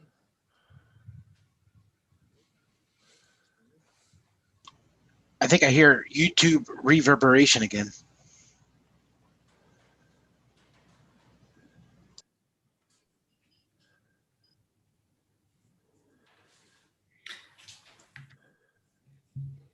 Josh and Dave, are you there? Can you hear me, guys? Yes, Josh, we're here. We're ready to go. I don't know why you can't see me. So maybe that's better for you guys. Let me just try to, start video. Awesome. Awesome. Oh, no. Oh. Yo, no, not this guy. I'm right down the street from Kevin. So if I lose power, Kevin's going to lose power also. So both be gone. And so is Lexi. Yep. I didn't know that, Lexi. Hi. What I'm here tonight to do is to present you a concept plan for the Bricken property. And watching the previous presentation, they're both called concept plans, but we're kind of dealing with two different issues. And I think Seth did a great job of giving you guys a briefing. So what we have here is we have a concept plan for the Bricken property. And just so you guys know, the Jamesons and myself worked on the subdivision across the street, and it's the longest subdivision I've ever worked in my life. It took 21 years to get that plan approved because we had problems with FEMA and the wetlands, and the Army Corps of Engineers stopped doing jurisdictional determinations, and it was a nightmare. But what I want to say to you guys is we're not going anywhere, and we're very responsive to what you say. So with that said, the property is 56.13 acres. The zoning is PR 1/2 acre. It's located in the Broad Run and Horse Pen Branch watersheds. This is a concept plan, so in a perfect world, this is what we would get. But as Seth has told you, there's a lot of outstanding issues. We need to do percolation testing for stormwater management to see if the soils can perk, if water can perk in the soils or not. The soils in our town are very different depending on where you are. We were able to satisfy, as Seth said, everything across the street without using a stormwater management pond, but without doing soil testing, I don't have any idea where the stormwater management is going to go. So that's something to be dealt with in the future. What I also have working right now is the drip line to the west. I've had that surveyed by a professional land surveyor, and then I had the line in the field where the agricultural actually ends. Drip line shown on Park and Planning Topo, which is the source for all of this. There can be a lot of push and shove on where the boundary is and where actual canopy is. So we're working to get you guys better factual information to deal with. And we're not sure of the actual forest on the property because of the line of agriculture and the drip line at this time. So that's one of the outstanding issues, along with testing for percolation for stormwater management. We need to add a proposed pump station. The asterisk is just a conceptual location. It could be closer to West Willard or not. There's an existing floodplain and wetlands that are in that area, and there's also existing forest. Obviously, this will be preserved and cannot be developed. Something I forgot to tell you guys is Frank Jameson called me at 8:30 p.m. and lost all his power. Mr. Jameson wanted to be here, and unfortunately, he just can't make it. He doesn't have any electricity or anything at his home. So unfortunately, he couldn't join us. So we have the existing floodplain and wetlands and the existing forest, and obviously all that will be preserved because we can't develop that area. We know that we need to bring the sidewalk and trail into the property, and it'll be constructed as per the road sections that are also on the plan. The subdivision will be compliant with all fire and rescue standards. Forest conservation's up in the air. I've had several conversations with people about forest conservation. I know an attorney that's working on this issue because I've got some clients that are trying to get forest banks developed. He feels that there'll be some good progress made with the forest banks in the near future, and that the issue was people think that forest banks can only be property that's freshly planted with new stock. What was accepted previously was existing forest. And that's where the issue is whether a forest bank can be existing forest or if it has to be newly planted stock. And those are the issues that need to be ironed out and need to be figured out with the law. So obviously forest conservation's up in the air, and obviously that could impact the design of the plan also. Our hope is that there will be a forest bank online, and we'll be able to satisfy our forest conservation by on-site retention and purchasing of credits from the approved forest bank. Area will be dedicated to both Westerly Road and West Willard Road.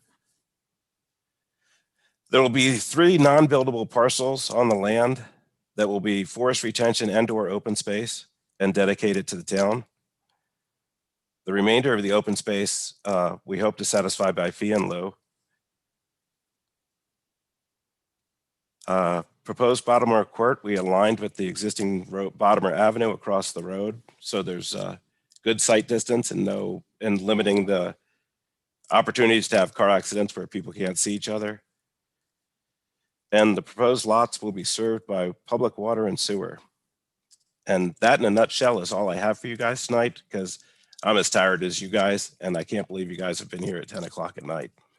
So at this time, I'd like to entertain any questions.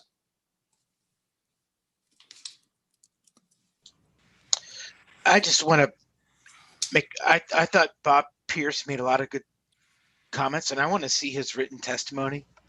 I want to be able to evaluate that while I look at the sketch plan given before I can really have any questions. I understand if the commission needs to take, the board needs to take time to think this over, and if we need to do this at a second meeting. So I totally understand. I have just some initial comments and initial thoughts that actually I had even before I read Seth's staff report. It seems like an awful lot of driveways along Willard Road. It looks like you've got, I don't know if you could even possibly squeeze another house on that property. It looks very, I don't know. We just came from looking at a very creatively done piece of property, and I know we're in a different stage, but this just doesn't seem to be. It seems to like this is not very. It's like you're willing to give up because you put everything you could in on the piece of property now, and if you have to give some houses up, maybe you'll do that. I don't know. It doesn't seem to be much of a community feel to it. It's kind of sets in its own area over there. It's not really connected to too much else, and it doesn't really seem like it's much of a community. There's room, if we could remove at least some. Seth had mentioned 3 driveways off of Willard Road. I think maybe even more. Mr. Pierce made a comment, and again, we don't really fully understand all that he's said yet. We'd like to see his report. But you could, I think this isn't a bad location to consider. Maybe the rear of the houses joining Willard Road, facing Willard Road as opposed to the front. We're not in the downtown area, so front facing houses may not be that important there. Or any front facing houses, but not driveways in the front, maybe rear access, but it's Brian, that's the exact point of our conversation tonight, so that we can get this feedback. And as we start engineering stuff, that we've actually taken your comments into consideration, and we're working towards that goal, sir. So Brian and Josh, sir, I agree with Brian's comments, and Mr. Pierce made some good comments too about how you have a lot of driveway entrances on Westerly and Willard. This is a different property than the Wilshire. That's in town. That's what we were trying to. We want to see porches, and I agree with some of the comments that Mr. Pierce made. Like, this is a property where you'd want to see that development kind of built into that parcel, right?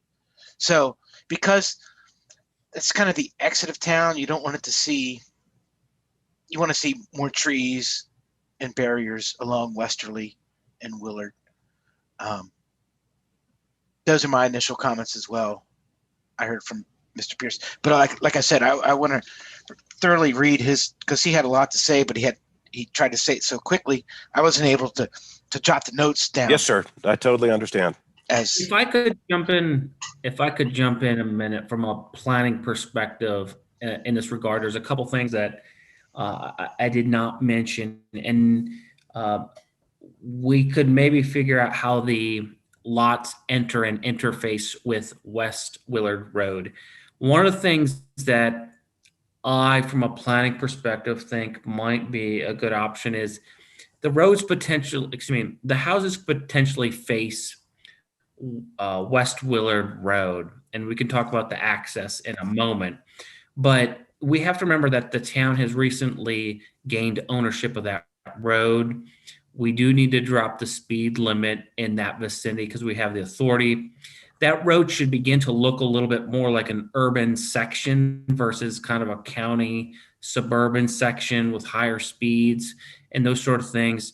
Not yet fully fleshed out, but talked with the Parks and Rec Board, which controls some of how John Strong makes a recommendation on speed humps, is that we begin to slow down West Willard Road. We've got some turn lanes at Spurrier and Westerly Road. They should start looking more like an urban cross-section street. And so what I say, and we need to work with the applicant, and Mr. Pierce kind of touched on this, is that maybe the homes that do face on, if they face, I can give sort of a caveat, on Westerly Road, on West Willard Road, are accessed from the rear load homes. And what we could do is maybe support a variance to drop the setback on the front so they're pulled to the street a little bit so that the backyards have more space if rear loads in that regard. So you add instead of having a bigger front yard, you put it in the backyard where you try to maximize usable area. Now, if there was a discussion about creating buffer, like true buffer, maybe a little bit of berms and trees and other things that had some width along Westerly Road, maybe so. But the appearance of backyards to your main road into town often has a certain appearance that over the years doesn't look good as people maintain fences differently and maintain other things in a different fashion. So it's always best if you can face the home towards the street. Again, the reason we took over the roads is to try and create an urban cross section, not a suburban higher speed area. Just as something to consider as we walk through all these elements. I think you make great points, and that's why we want to digest this for a month and incorporate your input, Josh's input, Mr. Pierce's input, and give us more time to think. My initial thoughts, while we're all giving him, I agree with a lot of what Brian said. It just, with all due respect, it seems like, like somebody said, figure out a way to get this many homes into here. And you just kind of had to pack them in, bang, bang, bang, bang, bang, bang, bang, and there's no curvilinear lines or or I guess there's one, but I don't know. That's just my initial impression, but I echo what Kevin said. I'd like to digest this. I'd like to hear more about Bob's testimony and do some of my own research. I will say it looks like a challenging piece of property, just the way the angles are. The reason we did the driveways and the houses the way we did off West Willard was just trying to carry the continuity out the rest of the way of town. And again, this is just a total fact-finding information event. So I'd love all the input from you guys, and then we can take it back into the office, adjust our plan, and make something that you guys can be happy with. Yeah, to add what Josh is saying there, I think we looked at Stony Springs and the houses facing West Willard and thought that would be some continuity with the town, maintaining that pattern. So that was our thinking there. Yeah, I can see that. Yeah. There are a lot of driveways, and maybe some shared driveways would be a possibility that we thought about as well. In fairness to the applicants, I didn't tell them that the continuity of, I'm sorry, Brian, but just to kind of make sure that, to the fairness of the applicants, that I did mention to them that the continuity that we started with Stony Springs, which I think is really kind of a good layout where they orient towards the street, is something we should encourage. So that's where they came from, that discussion point. Yeah, I think the fact that we now own the road I didn't realize we owned it that far out. That's important. We can try and reduce the speed going through there. It has not historically been a very slow speed area. People tend to fly through there pretty quickly, which is why I was concerned about all the driveways. Because Brian, you got to get airborne. You got to get Right. enough speed to get airborne on that hump before the golf course. Yeah. Thank you for saying that, Seth. I Um, wasn't going to throw so- you under the bus and say that, but obviously, yeah, there'll be street trees along this, and it'll seem more part of the town instead of being an outskirt or an isolated part of the town. Another thing, just to add on to that, we did send them the street section that was used at Stony Springs. Their drawing does show it as 13 from the center line, the existing road 13 feet wide. It's not. It's right now. It's and that's just a standard detail. It's 8 feet 9 inches. Varies a few inches either way. And we asked them to add approximately 7 feet to that, which would make the road a little bit wider so that if you did come off the road of a West Willard Road, you wouldn't be backing into the oncoming lane as it approaches the town. So just as a note. And these are maybe things we can play with a little bit, Josh, as well, as if the vehicles are not going to back out or come onto West Willard Road directly, maybe we can shrink that down a little bit instead of having to do those improvements, just because you're not anticipating cars to come out there. So maybe we can sort of play with that space and area arrangement a little bit, because to everybody on here, it's been on my radar since I understood we were taking over this road to slow down the traffic on Westerly Road, right? We now have 2 developments right at the end of town.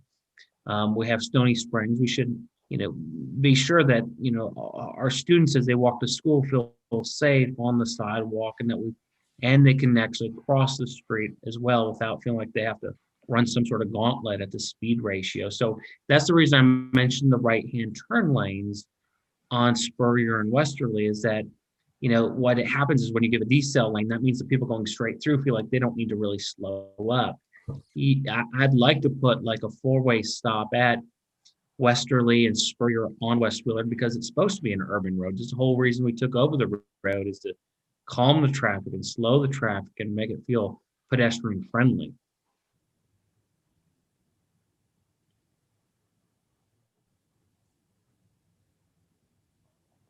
May I make a couple of just initial comments here? I'm actually very familiar with this property because I walk around it quite often. And initially, my first concern is these 7 houses that are on Westerly. That road is a menace to just about anyone on it. It has a lot of traffic. I never walk that road and there is not an abundance of traffic, and it's mixed traffic. It's everything from agricultural vehicles to through vehicles to bicyclists to people running. And I'm very concerned about these 7 houses turning in and out, creating a hazard there, especially since that's a very narrow road and it's hard to see in parts of it, and people fly down that road as well. So I'm concerned as to why maybe, or if this is ever reimagined, that those houses can't be, backloaded too. Like they can't be, maybe you could put a buffer in there or extend your retention area to the backside of those properties, and then allow them from interior access, that you're accessing them from possibly Bodmer Court Road. My other thought is that properties 72, 73, and 74 don't particularly make sense in that location. It feels like, oh, well, we can put 3 more houses there. We should put 3 houses there. I don't know that they make sense there. They may actually make more sense down on C. Another thought is that if you want to be consistent with the other additions coming out towards this, then houses 11, 12, 1 should match 22 and be on the angle on the corners. On almost all of the houses in Stony Springs, especially those that front that main road, are on the angle. And that would also help your issue with pulling that driveway off and onto a side street. Are you saying turn it 45 degrees? Yeah, I'm saying Okay. put it on the angle. Okay. I mean, you did that on property 22. I just don't understand why it wasn't carried through on the rest of this plan. Do you see what I mean? It Yes, feels ma'am. really boxy, and if you angle those, it makes a really nice entryway and a nicer visual appeal. And I guess my last comment is that I'm really confused on properties 33 through 40 with the very long driveways. Why wouldn't you maybe pull that in and make a cul-de-sac? Or yeah, I'm really confused as to, there has to be a better way to do that. That's a lot of driveway, and it feels like you're just shoving people into the back of the property, and I don't know. For me, it personally doesn't work. I would maybe like to see you extend that Bodmer Court around to encompass some of those homes and make, there's a lot of ways you could go about it, but those particular properties just don't make sense. Yes, ma'am. So that's all. That was just my initial thoughts. There's a lot to think about here, but initial reactions. Thank you.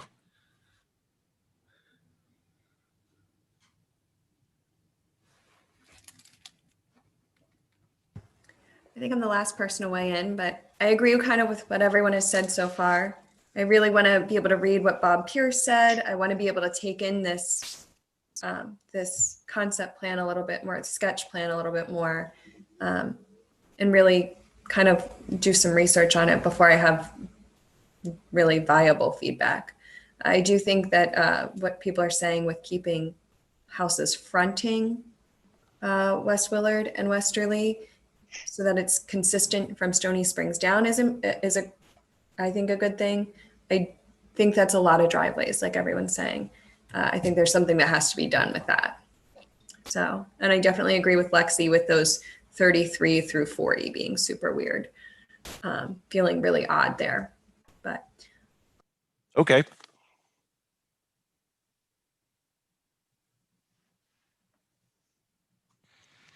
Any other feedback for him, guys? Not at this point for me. You guys have any more questions for us while we're here? Josh, No, David? Thank you guys for your time. And I guess we'll get back together next month sometime, Brian? Yeah, that would work. Would the idea be to come back with another plan in a month, or just wait and let you guys absorb what you've seen and talk more about it? That's up to you. We'll probably have more feedback to give you in a month. So it's up to you what you want to do. Sounds good. Thank you, Josh. Thank you, David. Yep. Thank you, guys. Stay safe. You as well.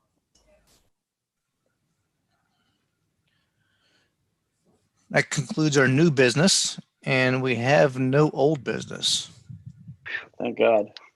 So before I make a motion to adjourn, I just want to say I'm super excited with having Lexi here already off the bat, providing super great input, and super excited.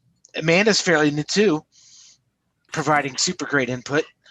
And Seth, like always, I really appreciate these new packets and the recommendations that we've been getting from you and John and Jay, and the detail provided in the packets. It's really helpful for us as volunteers on this board. And keeps us on the rails, right, Kev? Huh? Keeps us on the rails. Yeah, it really helps us, I think. I agree with everything you just said, Kevin. Yeah, definitely. Nice job, Lexi. Nice job, Amanda. I mean, Mike, I'll miss Michael Timms. I really appreciated his perspective and all, but I think this is going to be a good team. Yeah. So thanks, everybody. Jay, Seth, John. Awesome. Yep. But as much as happy as I am with you guys, I don't want to be here all night. So yeah, so I'll make a motion to adjourn. I second. Exclamation point. All in favor. Have a good night, guys. Bye. Thanks. Have a good night. Yeah. Thank you, bye.